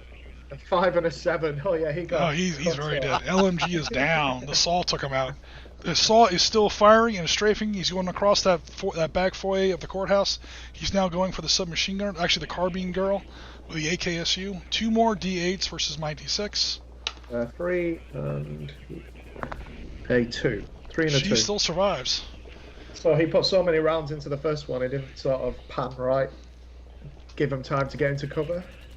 This bottled redhead here isn't going down without a fight. Yeah, well. I just got out of the spa. I ain't dying today, fool. Okay. 2 more ready to go. Come on. Carrera's got. Oh god, yeah, you got more people. Shit. Yeah, Carrera's up next. Carrera with a grenade launcher.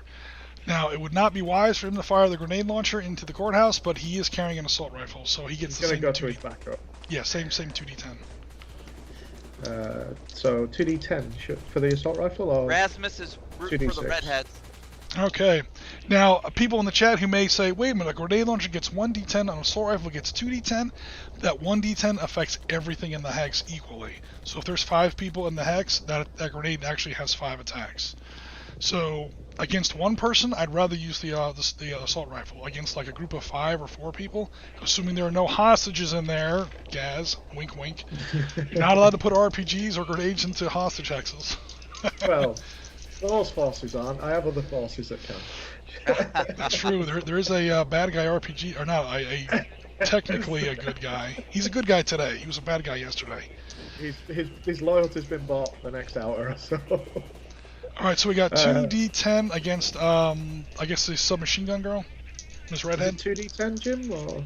Yeah, because you're technically, the 1d10 star is the grenade launcher. He's assumed to be also has a assault carbine slung over one shoulder. Cool. So Happy that's a days. 2d10. An 8 and a 1. All right, I literally can't beat that, even with a 6 and a 5. So she dodged like a fiend. That's a really good roll. But even with those rolls, yeah. He took that stock in tight, pulled the trigger as she crossed his sight. Tag. Now there's only, Miss Burnett Wow, here you rhymed. What a pun. with a pistol. You've got Rojas in there with another assault rifle, squad leader. Yeah, Roas is not wanting to be outdone. He's going to splash out and take out the last guy, female in this case, in the hex. A 5 and a 3. That is survivable. we go. Four. She survived it. Ah. Once The they get in like these agent big marble Sears buildings, man, it's smiled. dug in like an Alabama tick. Sears! Are you thought going to it be was the gonna one get to kill an this sweet young thing with her very fashionable pumps, very, very sensible shoes? Yeah, To not have in a having back here. firefight. 2d10 with a shotgun. Oh, he's got a shotgun too.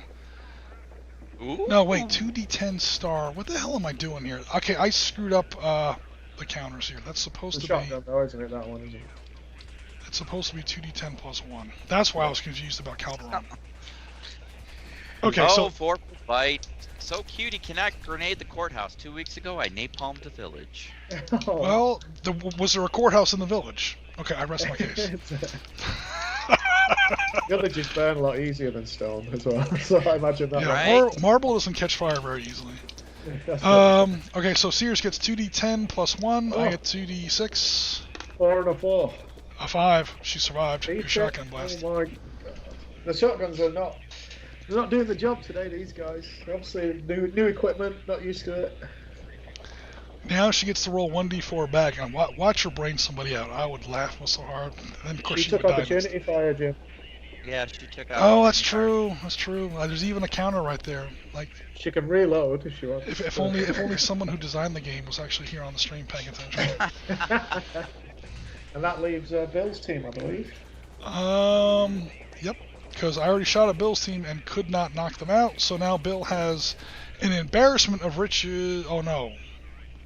Yeah, you can't not see Lima 6. There's trees in the way, but you can see the guys in the cafe. Well, we're gonna have to hit the cafe. They shot at us. We gotta shoot at them. Totally. Yep. They are covered because they haven't moved, but they did shoot at you, so they forfeited their conceal bonus. So now they just get to roll their defense dice twice. So let me zoom in on this firefight a little bit.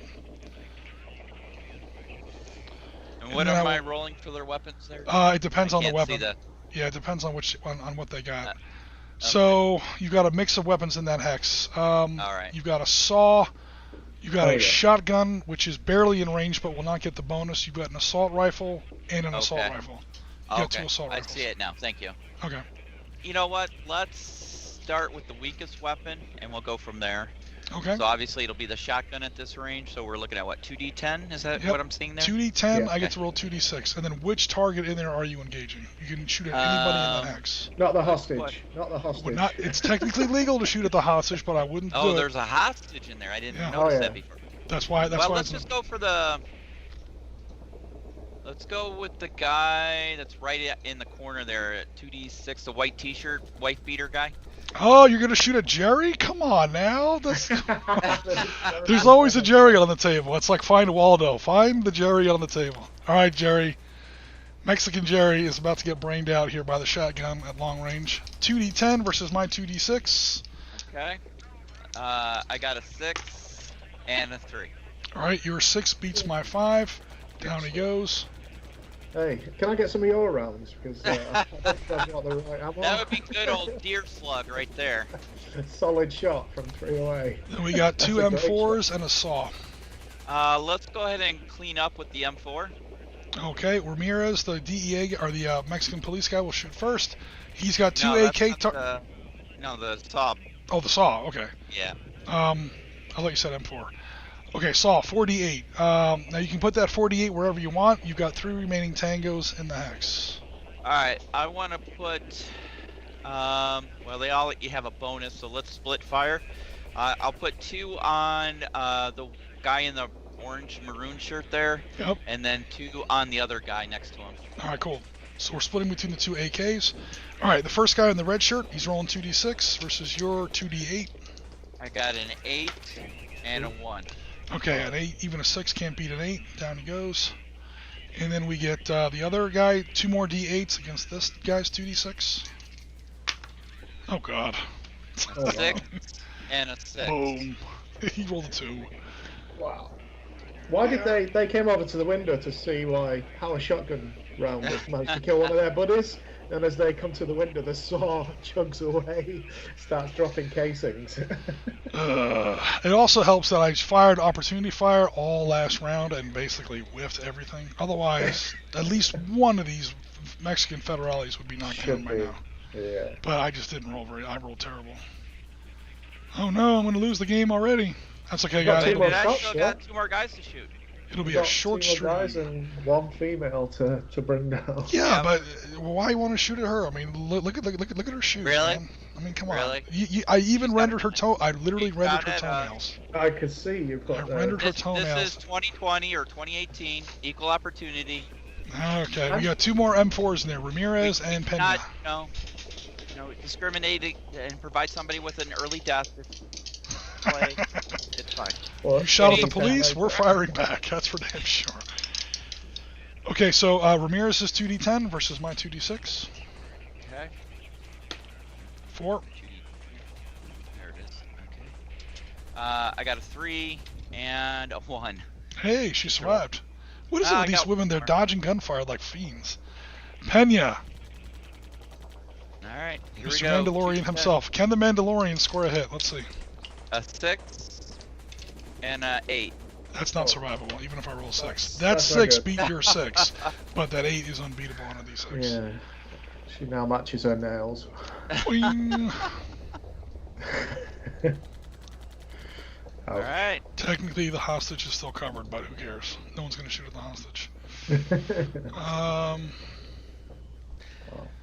Okay, I think that concludes operator I got- fire. Right? Do they have a line of sight? Oh, that concludes operator line of fire. Yeah. Now I have to do militia line Oh, of there you go. Problem is that M9 that blocks your fire blocks my fire as well. We can still fire on those ambivalent right next to you, buddy. I have enough friendlies on the table. I was going to say, not the best option. All right, Okay, yeah, guys, I in don't the think anything's courthouse. left. She has line of fire, but of course she fired early. She took opportunity fire. Yeah. They're in the courthouse. What about the guys in the courthouse? Can they not see through to at least the door, or the guys that are coming They in? could. They can hit any adjacent hex because everything around them is a building. They're literally inside the Okay. building. So they have a line of sight on this hex if they wanted to, and they have a line of sight on this ambivalent. But you are 2 hexes away. Yeah. So technically, no. Okay, that will wrap things up for turn 4, because I still haven't hit a single government guy. God damn. How many Medic check. turns is this game? We didn't really say. Oh, okay. Usually it's like 6, but that's kind of for Valorant victories. I mean, who knows? This stuff is so loose and so unplay-tested, we're just kind of having a fun stream. Usually it's about 6. Yeah, let's call it 6. That way at least they have to rush a little to take these last 2 objectives. The tower, you don't have to take it, because it's too far away. There's nobody in it. You technically haven't occupied it, but it's fine. You neutralize the threat. You already own back of the courthouse. There's front of the courthouse, and there is the plaza, and of course technically there's the cafe. I would get at least 1 guy there. And it could be the criminal informant. Yeah. Alright, so turn 5. Oh man, turn 5. There still technically hasn't been an explosion, has there? No. The RPG hasn't fired, the grenade launcher hasn't fired.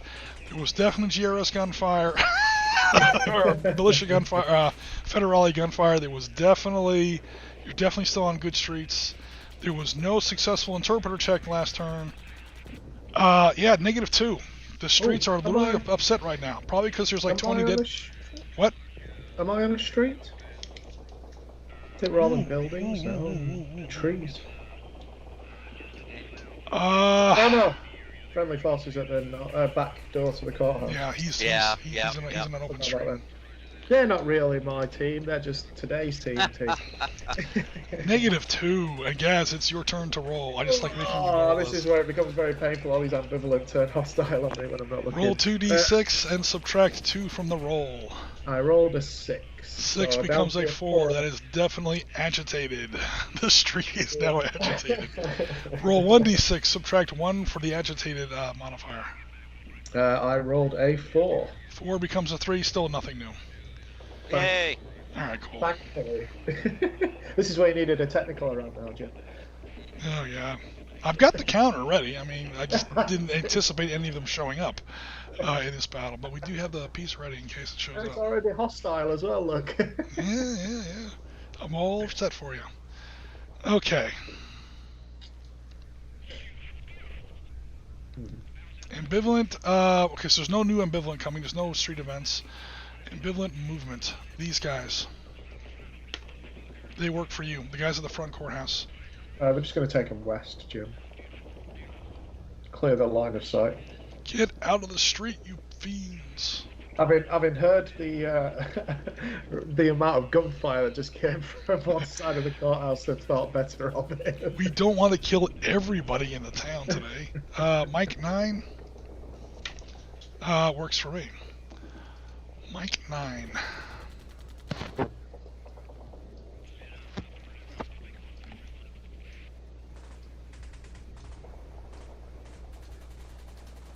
Oops, I didn't mean to move the map. Let me just clean up this hex a little bit so I can tell who has a bonus and who doesn't. Oh, they only moved one hex, so these guys get cover and conceal because they moved no hexes with the hostage, and these guys get covered only because they moved one hex.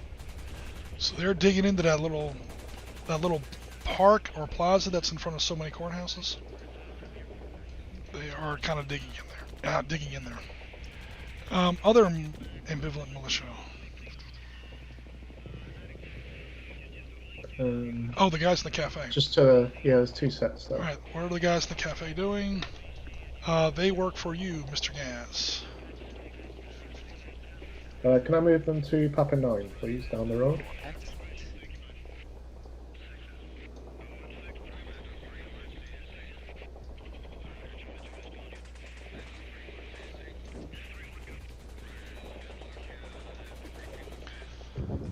Okay, and then there's the guys that were immediately north of the cafe. They also are doing what you say. Cool, they're going to stay where they are. Alright. And I think that was it for ambivalent militia. Yeah. Cool. We now do hostile movement. Run Jim, away. I just have to clear the objectives, don't I? I don't have to hold them. You don't have to occupy them as long as, I mean, we said cleared for the tower. I would and we're kind of giving that one away. I would say at least send someone in there to just pick up that hostage. Okay. Pick him up off the floor. Oh no, yeah, intended for that one. I was thinking more the back door to the courthouse. Oh no. Once you have it, it's yours unless I take it back. Yeah. You don't have to garrison it. In other words. Yeah. Yeah, not at all. Yeah, I literally only have 2 hexes left. Again, this is supposed to be a short game. Make you assault the courthouse, just so I can at least get some kind of fire and kill somebody. Of course, she's going to put an RPG through the building and can't RPG the courthouse. Why not? What else was I going to say? That's it for militia movement. We now go to GRS movement. So we'll start from the north, so we stay organized. K3, are they doing anything? So one of them is definitely going into the courthouse. The one with the AK. Oh no, Mr. Cool Shirt. Hi guys. Yeah. So he's gonna go in initially because that'll trigger opportunity fire potentially. Is that old? You go. No, you go. No, I got your back. I got your way back. I've got a light machine gun and you've only got an AK. You're going. Is it too late to swap weapons? Are you going to take opportunity fire? I might this with is my literally pistol going to trick. be how it goes. I'm going to make you make tough decisions here because there's no way I'm just walking into a whole field worth of fire if I can help it. You do get to roll your d6 twice. Yeah, the pistol girl's going to fire. Purple bra pistol girl's going to go ahead and take a shot. Yeah. Okay, so roll your 2d6. I get a 4 and a 5. Cool. I don't think I can beat that. Yeah, even best roll possible, I still can't beat it. Cool. Why am I wasting guns? I've killed some militia guys. I just haven't killed any actual policemen. Next turn is, Oh, you know what? my badass girl. This is like my favorite female character. She's gonna go ahead and shoot. Go ahead and roll 2d. Go ahead and roll 2d6, guys. The reason he gets to roll 2d6, he only moved 1 hex, so he's basically got the cover bonus. I just haven't put the counter on it yet. I rolled a double 5. Oh no, that's not nice. It's not nice. I agree. I literally don't even have to roll. Oh, of course, yeah. She only has 2d4s.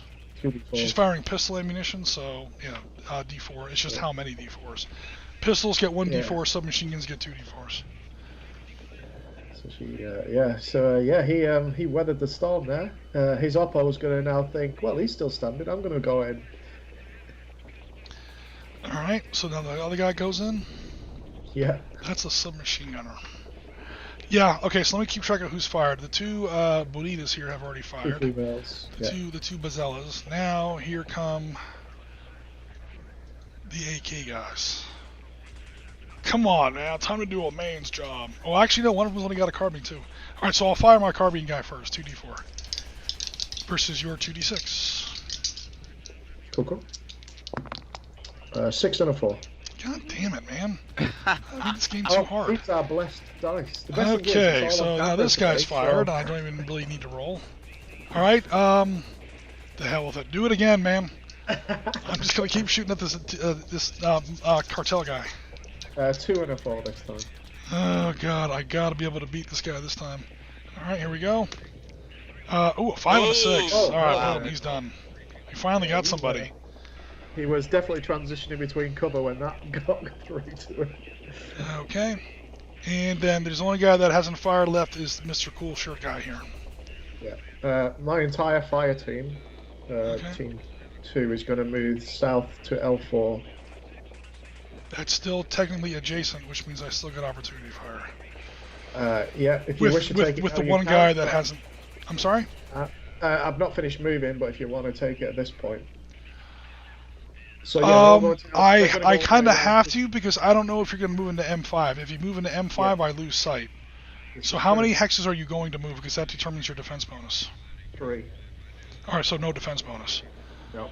All right, cool. I am shooting at which guy? You know what? That saw guy scares me. I'm gonna knock down the saw guy. Roll 2d8s, please. 2d8s. A 5 and a 5. 5 twice. All right, here we go with Mr. Cool Shirt AK guy. 2 6s. Oh my god!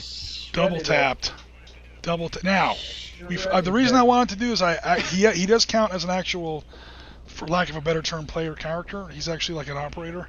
So I didn't want the whole stream to go by without using these roles at least once. Taking somebody out. No, without actually using these roles. Yeah. Okay, so here comes defense table. No, not the wound table. Here we go. Okay, yeah. All right, cool. So now I have to roll to see what kind of wound he gets. If he gets a 1 through a 3, still nothing basically happens to him. 5 is incapacitated. No action must be carried. Bleed out on 5+. Character is alive for victory point and narrative purposes. All right, so he's knocked down and he is in the process of bleeding. Now the reason why militia, friendly people in the chat, friendly militia or enemy militia just get removed as soon as they're hit is once they're hit, if they're still alive, number one, they're not wearing body armor, but even if they were, they run away. Or, they go back inside or they get back in their car and drive home. These are actually trained soldiers, or in this case, police. So they're not just leaving just because they got hit. At the same time, he's now incapacitated.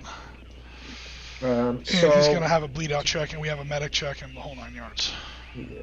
To carry on the move for them then, Calderon will stay in that hex, and the other 3 members of the team will move to Kilo 6.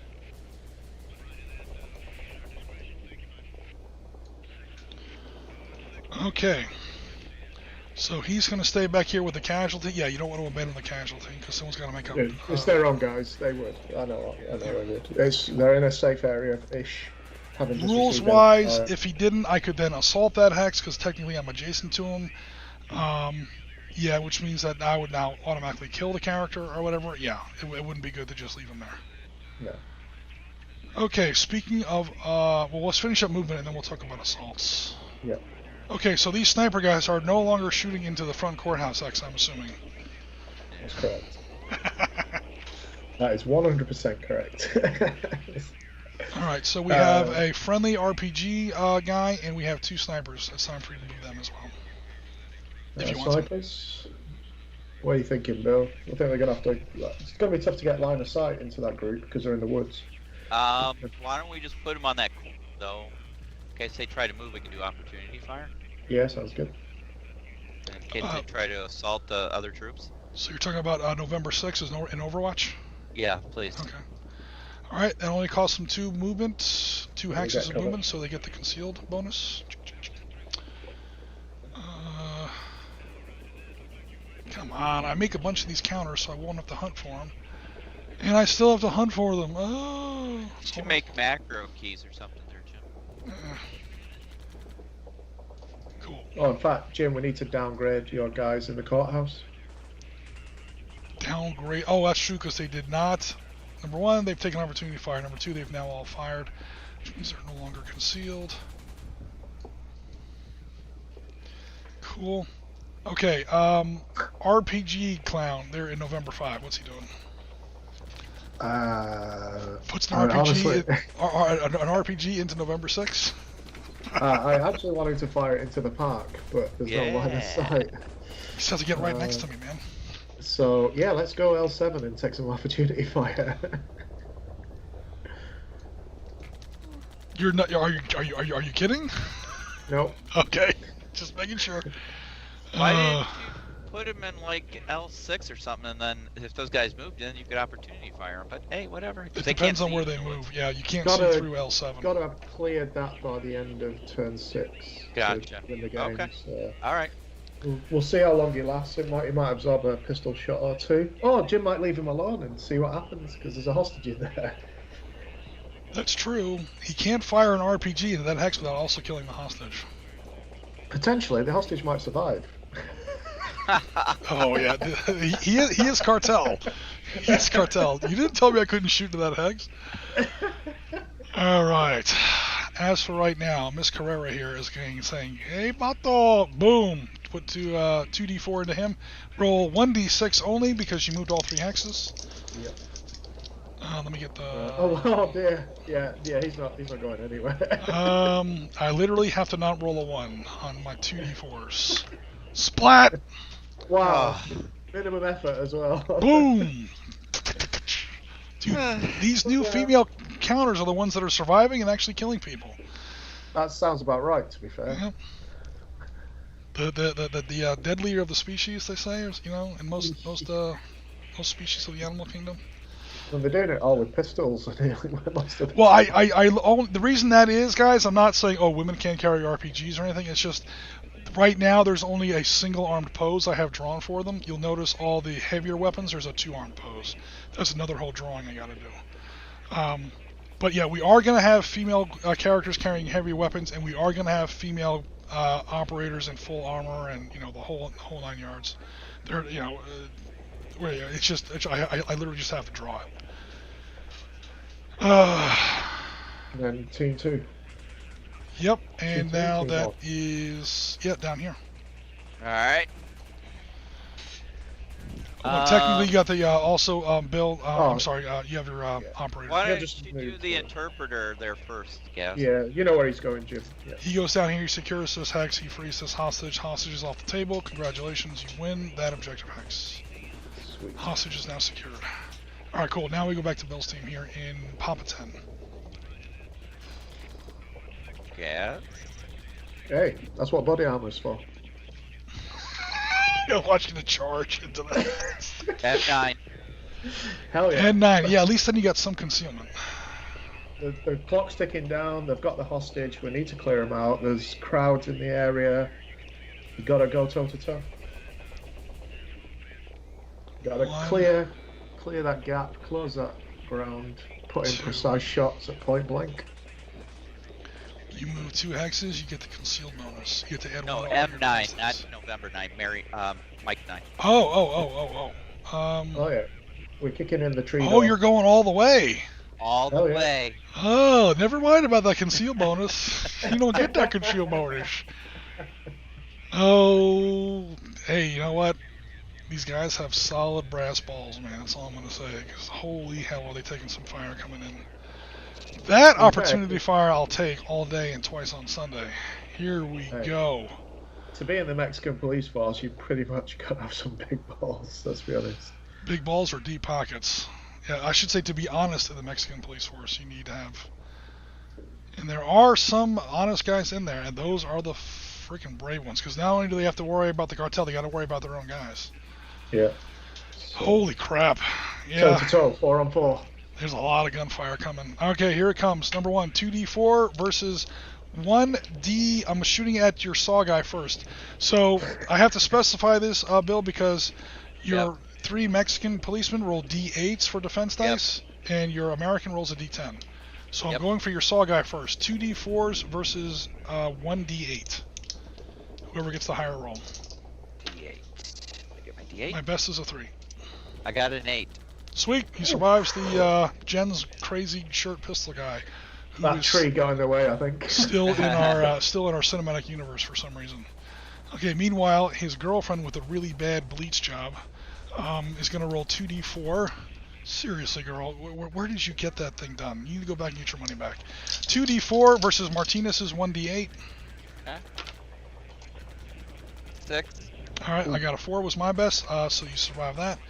Those were the... Oh, we have one more guy in there with a submachine gun. Looks like a little Tech 9. Same roll, 1d8 versus my 2d4. Oh, no. A 1. Oh, okay, a 4 did beat him. That is a hit. Roll a d6 on the wound table. Turn on the webcam first. 3, no effect. Woo! Glanced off the armor. Damn you! 3d6 versus that same guy. I want that saw down. Dang, man. That's right. All right. 1d8 versus my 3d6. I got an 8. Oh, god damn it. Is it too late to say that I split my... No, that's super cheesy. Yeah, that 6 was a good shot, but not good enough. Okay, so now that whole hex has taken opportunity fire, and they got away with it. He's about as pinned as you could possibly be, Sean. He's been matrixing his way through the tree line. Well, like I said, body armor is, it is a... Why don't we take a moment and catch up on some chat there, Jim? Oh, absolutely. Yeah, body armor and training is the reason. And by the way, those Mexican federales, they have a lower defense dice than Tier 1 operators. They're supposed to be more vulnerable. I just haven't been rolling very well today. Holy crap, what's going on here in the chat? Oh, no. I'm just going to get to the loo while you guys catch up on the chat. It all comes out all right. Alrighty, so last I remember, good to see, because science teacher says, it is good to see Rasmus, I'm assuming she's speaking to, has survived holiday shopping. Yeah, he wasn't able to play today because he had to do some holiday shopping. Seems like he survived. Not too bad, sniped stuff in odd shops, says Rasmus. Awesome, cool. Redheads for the win. Yeah, this is back up at the courthouse. Wow, it's been a little while since we caught up on chat. Sorry about that. He napalmed the village, yes, but there's no courthouse in the village. I'm pretty sure I am the cause we lost the entire war. I'm sure that's not true, War Probate. I'm sure Vietnam was lost before you showed up. Oh no. How did I know that because science teacher would ask this? Because science teacher asks, can you drive through the courthouse? No, it's a marble building. There's also no vehicles on the table. Rasmus replies, yeah, driving through the courthouse or RPGing the courthouse might not be good for the chain of evidence. Alright. Oh, yeah, you already replied to that one, Bill. Cool. Thank you. Oh, no. What else is going on here? Bowling for baddies again. Yeah, this is Jen's favorite attack in HK Ops. She was the vehicle expert. She liked to just drive over groups of insurgents. We do have rules for that. Here in whatchamacallit, Sitrep Skirmish. We do have rules for running over people. Me when I try that, to be honest. Oh no, wait a minute. In fact, we've done it before.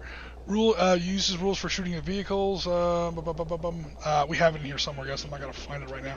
Shooting at vehicles, vehicle collisions, ramming is allowed if the owning player decides to try and ram. Passengers in a ramming vehicle. Passengers are the target. Yeah, so we have rules for it, for running into other vehicles and for running over people in the street. Because why not? It's fun. That's a terrible thing to say. Wow. Corporal White says, fire the grenade. No, you cannot fire the grenade into the courthouse, especially the police. Can the RPG guy do it, who's technically Cartel Militia? No, but yes, because who cares? He's Cartel. He would have. He would have if he was still around. We need rules for the Federals flipping, right? We sort of do. A lot of this ambivalent militia could kind of be. It just depends on how you interpret the narrative. But I do know what you mean. Like all of a sudden, one of these federales is now working for the cartel. Oh, I don't right, think they tend to flip in the middle of a firefight. They tend to be flipped before that. So yeah, we'd have to come up with some kind of rule structure for that. It's actually not a bad idea. Maybe just have one of them walk away from the fight at the beginning of the game. You roll a d10, and on a 1, he's like been bought off, so he doesn't turn up for the duty. Yeah, he got paid off by the cartel, so he calls his boss and goes, I'm sick today. Like, COVID. you're always sick, dude, before a big gun battle. Oh, I don't know what it is, man. I caught it from a tourist. Maybe we can consider a media unit or two to prevent collaborator syndrome. Yeah, I have had press and news teams as not combat, but as movable units in my Ukraine 2015 games. They are, and we do talk about it in our Vietnam Part 3 of the Op Center. How do you can use a media unit on a table? Basically, you let the Viet Cong control it, and it's double victory points if anything that causes Americans to lose victory points happens within a certain distance of a media unit, because now it's on TV. So, and of course, since the Viet Cong player controls the media unit, he's always in the worst possible spot. It's a fun mechanic. There are some possible side effects, so talk it over with your players first. It does have the potential to lead to some dark places. Because now the American player is like, oh, I'm going to go ahead and shoot these civilians because the media guy's not around. You know, it's the American player pretty soon starts to see what he can get away with. So it's an interesting rule mechanic. Verbal Bite, just, obviously talk it over with your players and make sure everyone's cool with it. And so on. What else do we have here? Excuse me, who's the crazy shirtless guy? We have a shirtless guy on the counter? We might. I do have some shirtless militia pieces. Wait, did my camera come on during that? Oh no! Ben says, my goodness, the carnage. Yeah, I'm losing bad. Now, in Sitrep Skirmish, the militia always loses. It's just, can I knock down at least one or two operators in the process? Usually if you knock down like one or two, it's kind of a draw. If you knock down two, it's a draw. Or if you hold any of the objective hexes. I don't think I'm going to hold any of the objective hexes here. That park is about to be a bloodbath. But we'll see what happens. Saying that though, Jim, you did have that particularly tasty recruiting drive while playing militia. Oh yeah, yeah, the dice have not exactly been with me. I mean, one of the first things that happened in the game was, where is it back here? Yeah, back here on turn 2, we have Gaz's little parade down the street. He took this whole team. First of all, he rolled the team to appear, the team of ambivalent militia. Then he rolled the team to be very, very large. He rolled 5 out of 6. Then he rolled them to have light machine guns and RPGs. Then he rolled to recruit them onto his side. So, guys, yeah, I'm totally getting stomped here, but it's not really my fault. I mean, the dice are really. In Rasmus's game with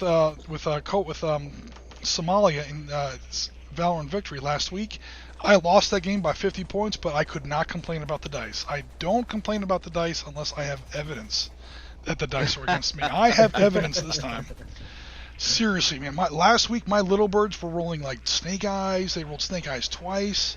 My other heavy units were rolling like 3s and 4s. I was killing it on dice last week, and I still wound up not doing so hot. Oh boy, here. What's up? I've watched. Oh wait. We have some new people here. What's up? How are you? I have watched your Sitrep Twitch channel. Well, welcome to the stream. Yeah, I banned them. They're just looking to okay, cool. Sell stuff, so I took care of it. Oh, I see now. Yeah, the first one seemed kind of legit. After that, it's like, oh yeah, that's spam. Cool. So, did you notice there's been a call to return to HK Ops in the new year? Oh, Yeah, we just need some players. I know we have at least one. I know Rasmus wants to get back into it. Yeah, but you're not... Okay, I'm sorry. One in the community. Yeah, we've got at least 2. We've got yourself on the team, and then we've got Rasmus in the community. We need at least 3 or 4. what time is it normally at, Jim? It's not any time, so whatever time's good for you. Is That normally is our straight out role playing game. Yep. Yeah. Is it weekends or weeknights? It's usually weekends.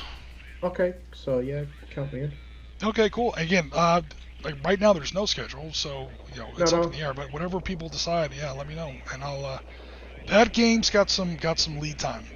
There's a lot to that. Yeah. So let me get through our recently announced Ops Center series, which will take me through I think the middle of February, and then we can think about getting back into it. I'm excited. That sounds like a good ops center. Oh yeah, that's definitely it's already started, so it better be good because I've already put a couple days into it. All right, let's kill some baddies. Oh Lord, where the hell are we now on the turn sequence? We finished my opportunity fire phase, which was basically your movement phase, operator pedestrian phase, interpreter check. No one's close enough for that. Medic checks. Okay, here we go with medic checks because we now have wounded on the table. Medic check. Why isn't it right here? Damn it. I saw Oh, it. medic check. It's right. Okay, for some reason I have it in the combat phase. That was dumb. It's alright, Jim, take a breath. Who designed So while this you're game? looking that up, Corporal Bite says, I went to my game club yesterday, and as I played the Confederate paddleboat captain, I rammed a big old Yankee ironclad. I'm gonna have to say, how did that turn out for you? Because paddleboat is just a big old box of twigs. Well, I mean, Rams back in the... I don't know if they did this in the Civil War. Flames on the Mississippi River. I could tell you many went up in flames from tinder coming out of the smokestacks. So. Yeah, a riverine combat in the Civil War is interesting. And by interesting, I mean they actually tried that. Yeah. A lot of stuff happened out there. As far as a wooden ship ramming a metal ship, probably not. The wooden ship may have survived if it was the one doing the ramming, because I don't know if they did this in the Civil War, but as far back as the Bronze Age, it was always that whole front half of the ship had this big, like, bronze, beak on the end of it. Penetrating prows, yeah. Yeah. I have no idea if that was the case in the Civil War. Okay, so here's our medic check.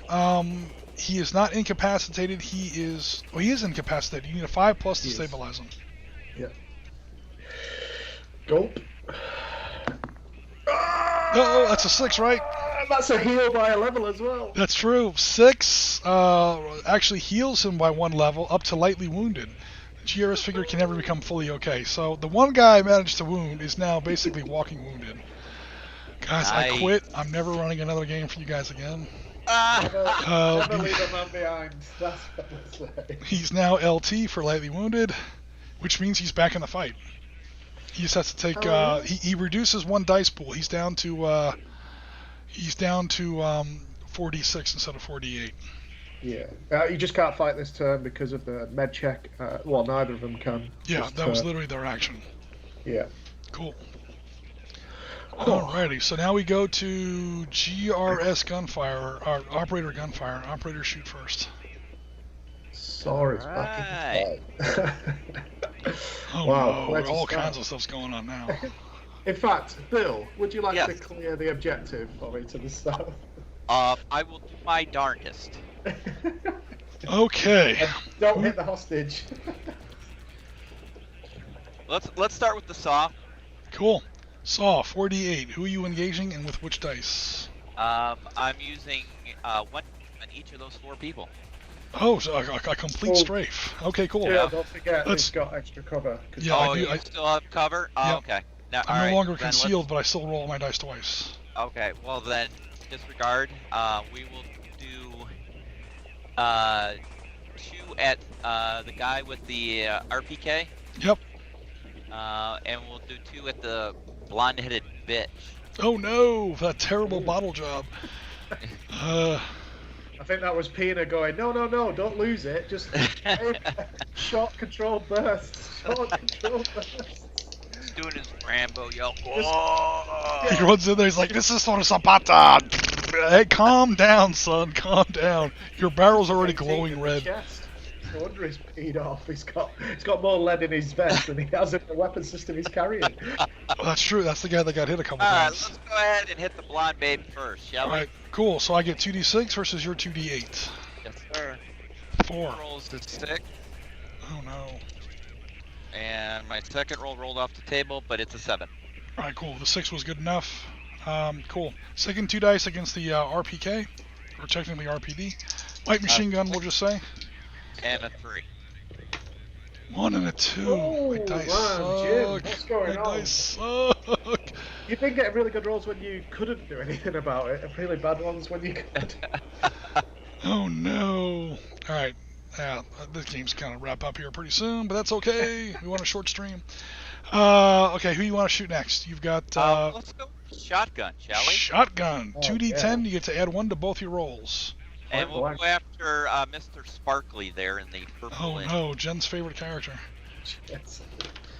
I can't roll above a 3. Yeah, 2d10, but you get to add 1 to both rolls. A 3 is my first roll, So it's a 4. and a 3 is my second roll, so I got 2 4s. 2 4s, but because you were point blank, your 4s beat my 3. That is the end of Mr. Crazy Shirt. The shotgun special rule is what actually knocked him down. That's one way of changing the shirt's colour, I suppose. There you go. Then we have Pina with his M4 and a squad or team leader Ramirez with an M4. Let's have Ramirez hit that guy right in front of him. All right. So that's just 2d10 versus my 2d6. I got a 7 and a 1. All right, the 7 does it. My best was a 5. All right. Yeah, so for the militia, their only real chance is opportunity to fire. They have to hit them as they're coming in. Once it gets close, the training, the armor, the superior weapons, I mean, it's asymmetrical warfare. Penya's going to take out that last hostile. There, Jim there is missed one it. more hostile in there. Yeah, I knew Jim had missed that. That's right. She went up there. She's the one that shot the RPG guy. Oh, yeah. Okay, Pena, 2d10 versus 2d6. He tried to hide behind a hostage. Jim, Yep. this is my first roll. Is what? I can't see your A dice. 10. A 10. Oh, okay. That's it. She rolled a 6. She took really good cover, but it wasn't good enough. Yeah, my second roll is a 1, just for record keeping. So a 10 and a 1. All right, everybody else in here is ambivalent. Please don't shoot. They're like, oh, hold up your hands. No one raise a weapon, trust me, because these guys will erase the hex, as we just saw, with alacrity.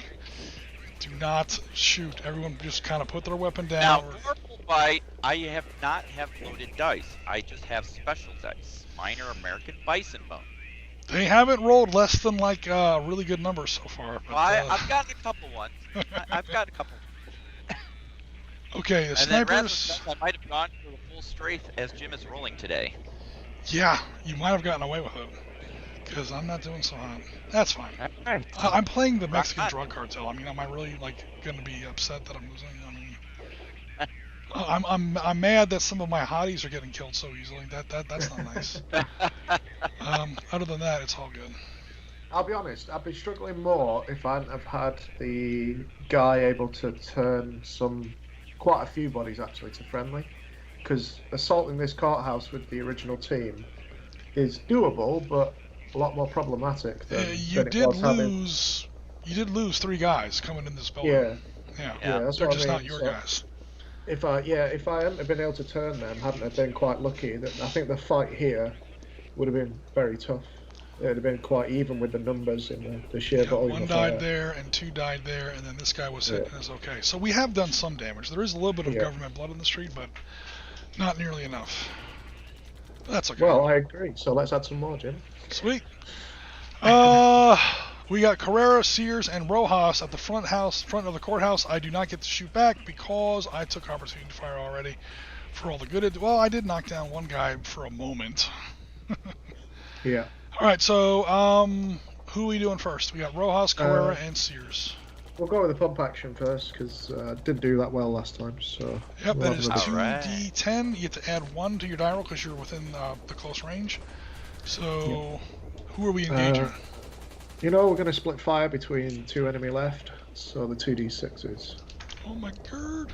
Yeah, you're technically allowed to do that with a shotgun, with just like placing the round in such a place where the buckshot will hit more than one person. The So odds that's- aren't so hot, but you do get to add 1 to both rolls because you're that close. That close. So my black dice will be for the furthest left, and my white dice will be from second from left. All right, so you're engaging these two AK guys. Yes. Alrighty. So black, which was furthest left, gets a 9, so he's gone. Yeah, I really don't have to roll for him. But the second guy was a 1. So, yeah, he's at One, 2. So anything but a 1, Jim. Anything but a 1. Even a 1 is... Oh, wait, because you get the +1. That's true. Get the +1. 3, he's good. Oh,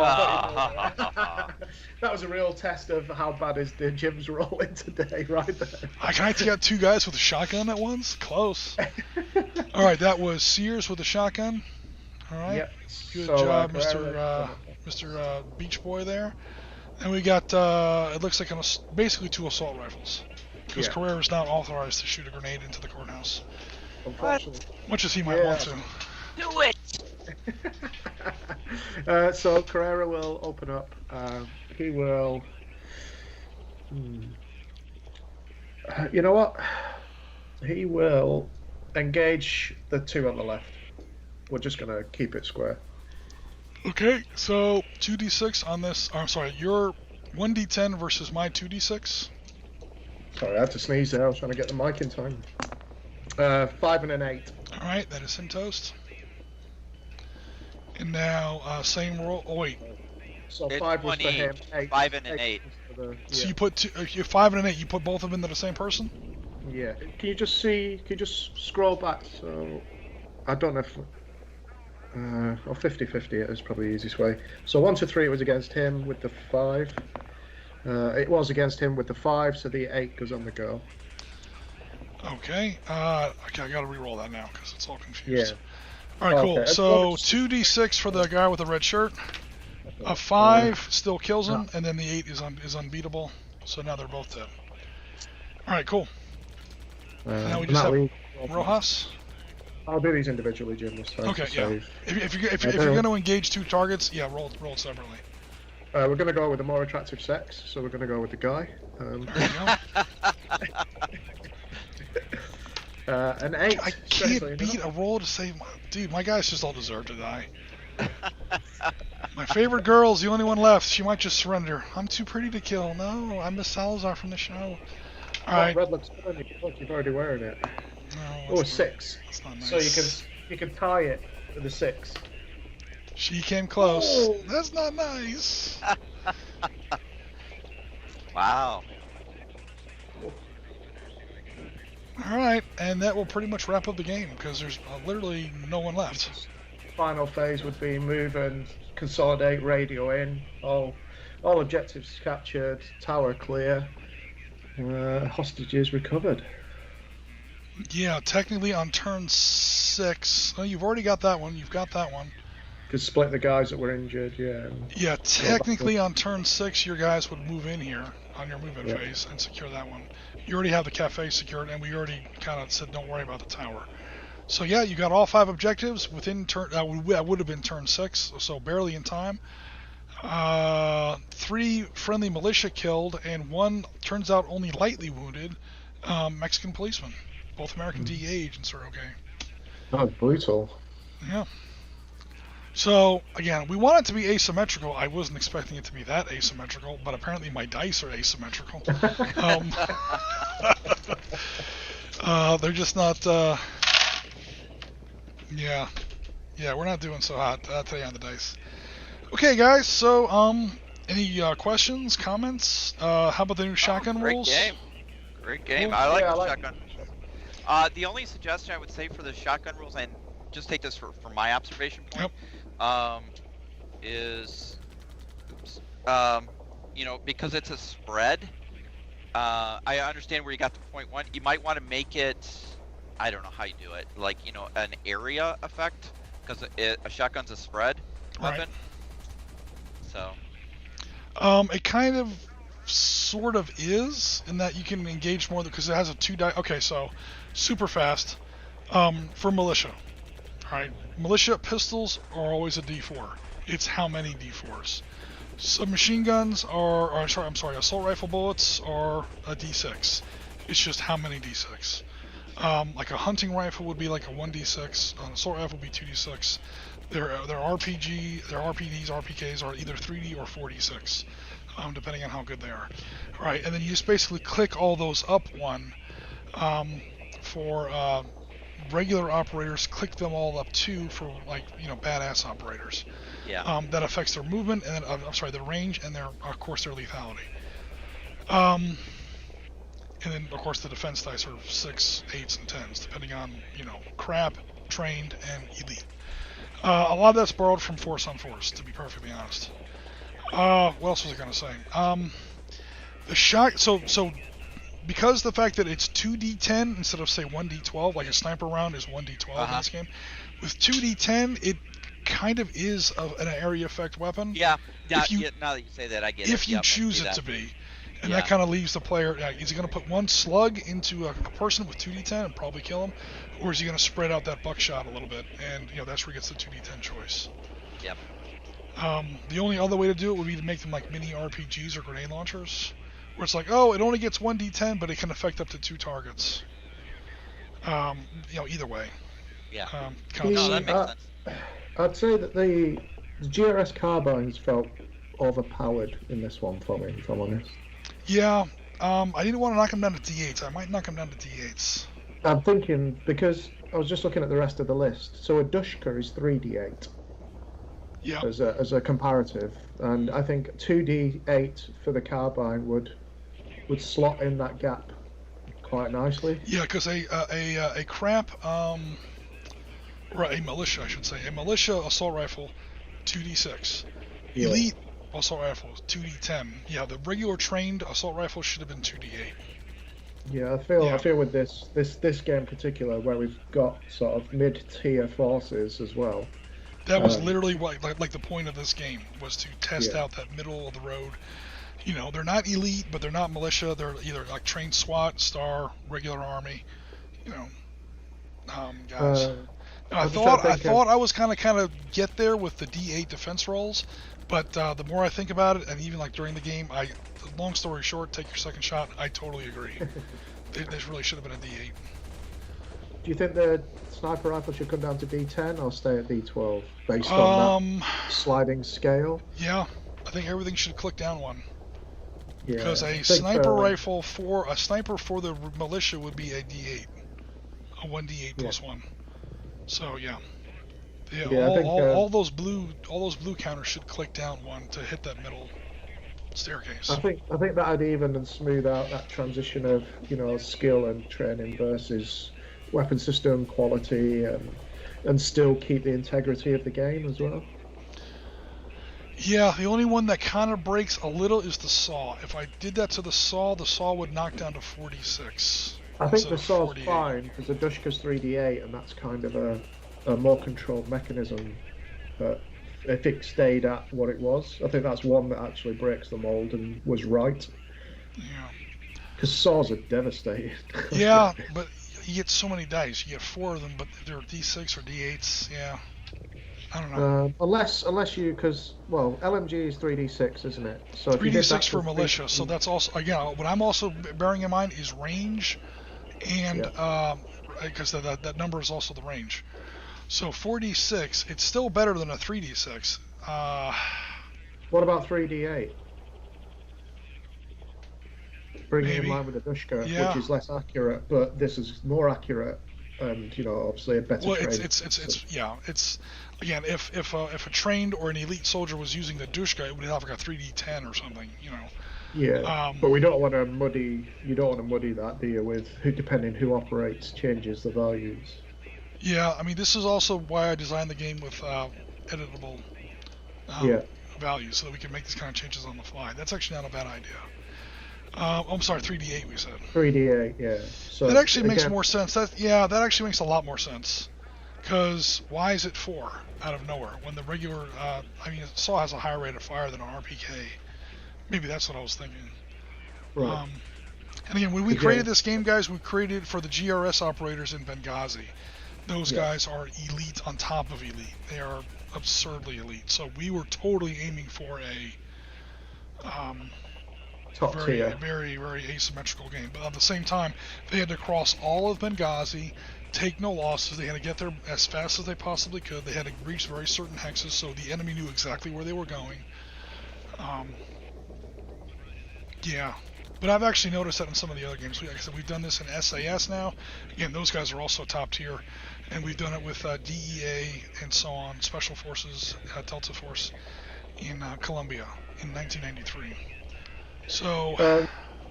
you know, with the new militia table, having the RPG, for this type of scenario, obviously, where it is wouldn't work as well. So what about something like the Dragonov? All these tables, all these tables are here in the charts. So what we can do is, with a little bit more time, if we took it a little bit more seriously, we like, okay, this is a different setting, so we would have the militia table. Again, this could be, water pistol. I mean, you can have it literally be anything you want, and just copy paste it.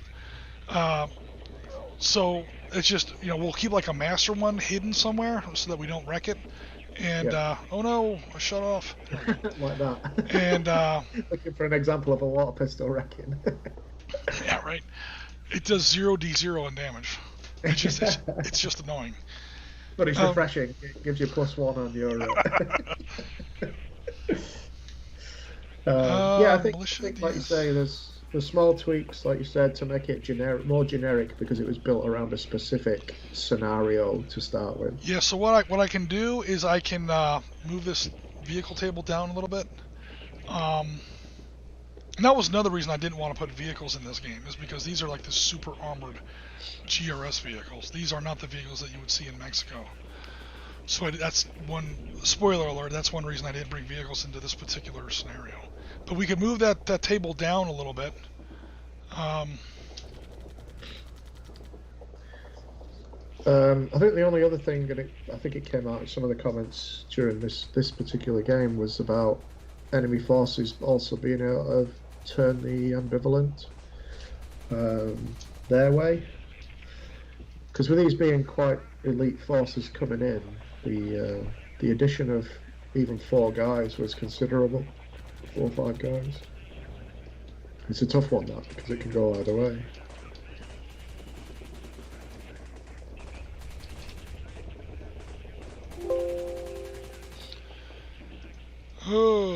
So and here's where you would just like, maybe a regular pistol would be 1d6, regular SMG would be 2d6, regular rifle 2d8. Yeah, that's the assault rifle we were talking about.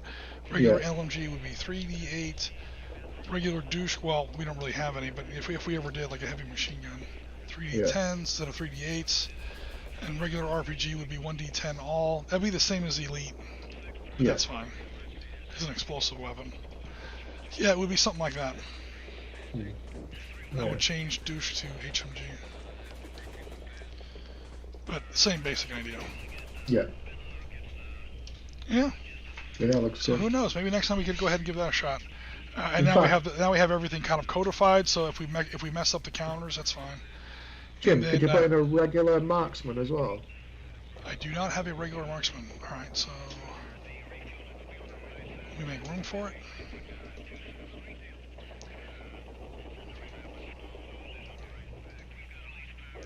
That would be sort of somewhere between the RPG and the HMG, I think, or after.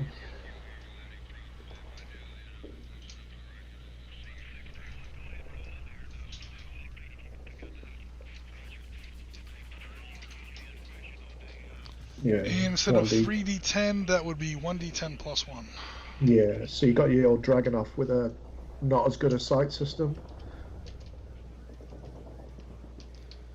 And then later on, I'll put a militia sniper rifle there. It'll either be a 1d10 or a 1d8 plus 1. Probably 1d8. Yeah, that'd be a hunting rifle essentially, wouldn't it, or something along or those lines. it would be a Dragonov just by a militia guy who's not terribly, And again, we have we're just starting to kick around this system here. If we go up against Osama bin Laden's personal bodyguard or something, I mean, even though they're technically militia, they might count as regular. Yeah. Or who knows what.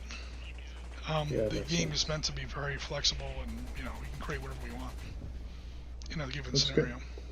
It looks good, like you say. I think the curve, it keeps the bell curve that you want as well. Oh yeah, that's definitely the multiple dice pool. You always want that. I'm a huge fan of multi-dice.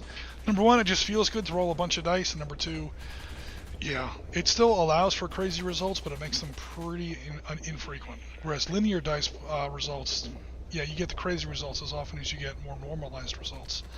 And now your game just feels a little too random. Yeah. I feel.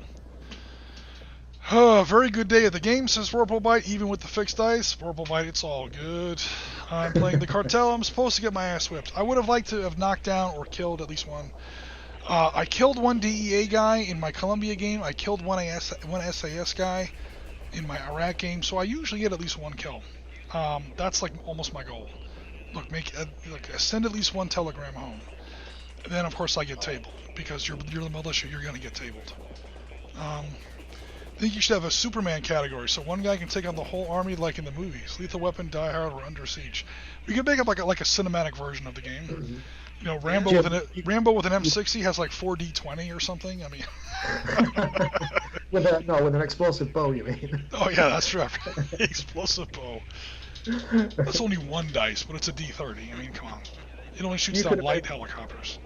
You could have been really cheeky in that and just took the LMG off the tower for one until turn 5 and moved him on. So turn 6, I had to take him out. Yeah, but that's getting kind of cheesy. Hell yeah. And again, I am playing the Cartel. I'm supposed to be crooked. But the snipers would have been, I'm sure, in a prime position to have educated that individual. Blow him out of the tower like in a bad Western movie. The dummy shot. You just throw the dummy out of the tower. In a bad Western movie. The funny fall of the limbless bloke. Right. The literal ragdoll effects as he falls out of the tower. I think that went. Go ahead. I think that went really well. I think we worked through a lot of the stuff, and the shotguns seem to work well as well. So yeah, quite like them as a new addition to the game. Yeah, that's not on the list. Right. All right, guys. So we've been up now for coming up on 3 hours. I'm going to go ahead and close the stream out now, unless anyone else has any more comments or questions. I'm checking here in the chat. I think I'm pretty much caught up here. Yeah, we were talking about water pistols just for fun. I was just saying that we can put in any kind of weapon system that we want there. Sooner or later, we're going to have a minigun. Sooner or later, we're going to want to have helicopters in here. Sooner or later, we're going to have light armored vehicles like BTRs or LAVs or something. We're going to be adding stuff to this literally every time we try it. But for now, this was our attempt at Sitrep Skirmish in Mexico. Los Zetas Cartel definitely got their ass kicked today, but that's kind of the point. I just wish I had cost the enemy a little bit more than I did, but hey, that's the way the cocaine crumbles, I guess. I don't know, something like that. Yeah. All right, guys. If you're a Cartel member listening to this, Jim lives in Alaska. Okay. Right. I don't think we have too many viewers among the real Los Zetas Cartel. If we do, I apologize, guys. It wasn't my fault. It was the dice. I promise to do better next time. And if you're actually law enforcement and you're listening to this, I'm glad I lost very badly. Don't come looking for me. By the way, this game is protected by the First Amendment. But in all seriousness, and guys, make sure you check out the most recent podcast, which will go live at 6 p.m. Central Time. So that's 5 p.m. my time. That's like in 5 minutes. No, I went the wrong way. That's 7 p.m. my time. That's in 2 hours then. Okay, cool. Panama Invasion, Operation Just Cause. Yes, just because we can. One. That is a good one. I was when I say I was there, I was not in Panama, but I was. That was the first war that took place while I was in the military. So I will always remember that one. That was Christmas of '89. That was my home unit, baby. Yep. That was our dance. All right, guys, we'll be back next Sunday. Well, we'll be back before next Sunday, but we'll be back with more gaming next Sunday. Of course, we have more content coming out on Tuesday and Thursday. But for now, this is Oriskini. I'm going to go ahead and sign off. Thanks very much, Bill, and definitely, guys, for Thank you. playing against me and completely destroying my forces without even allowing me to shoot back. But that's okay. That's what they call it, asymmetrical warfare. So for now, I'm going to go ahead and sign off. Thanks, everybody, for your support, and we'll be in touch during the week ahead. Thanks very much, and if I don't talk to you before then, happy holidays.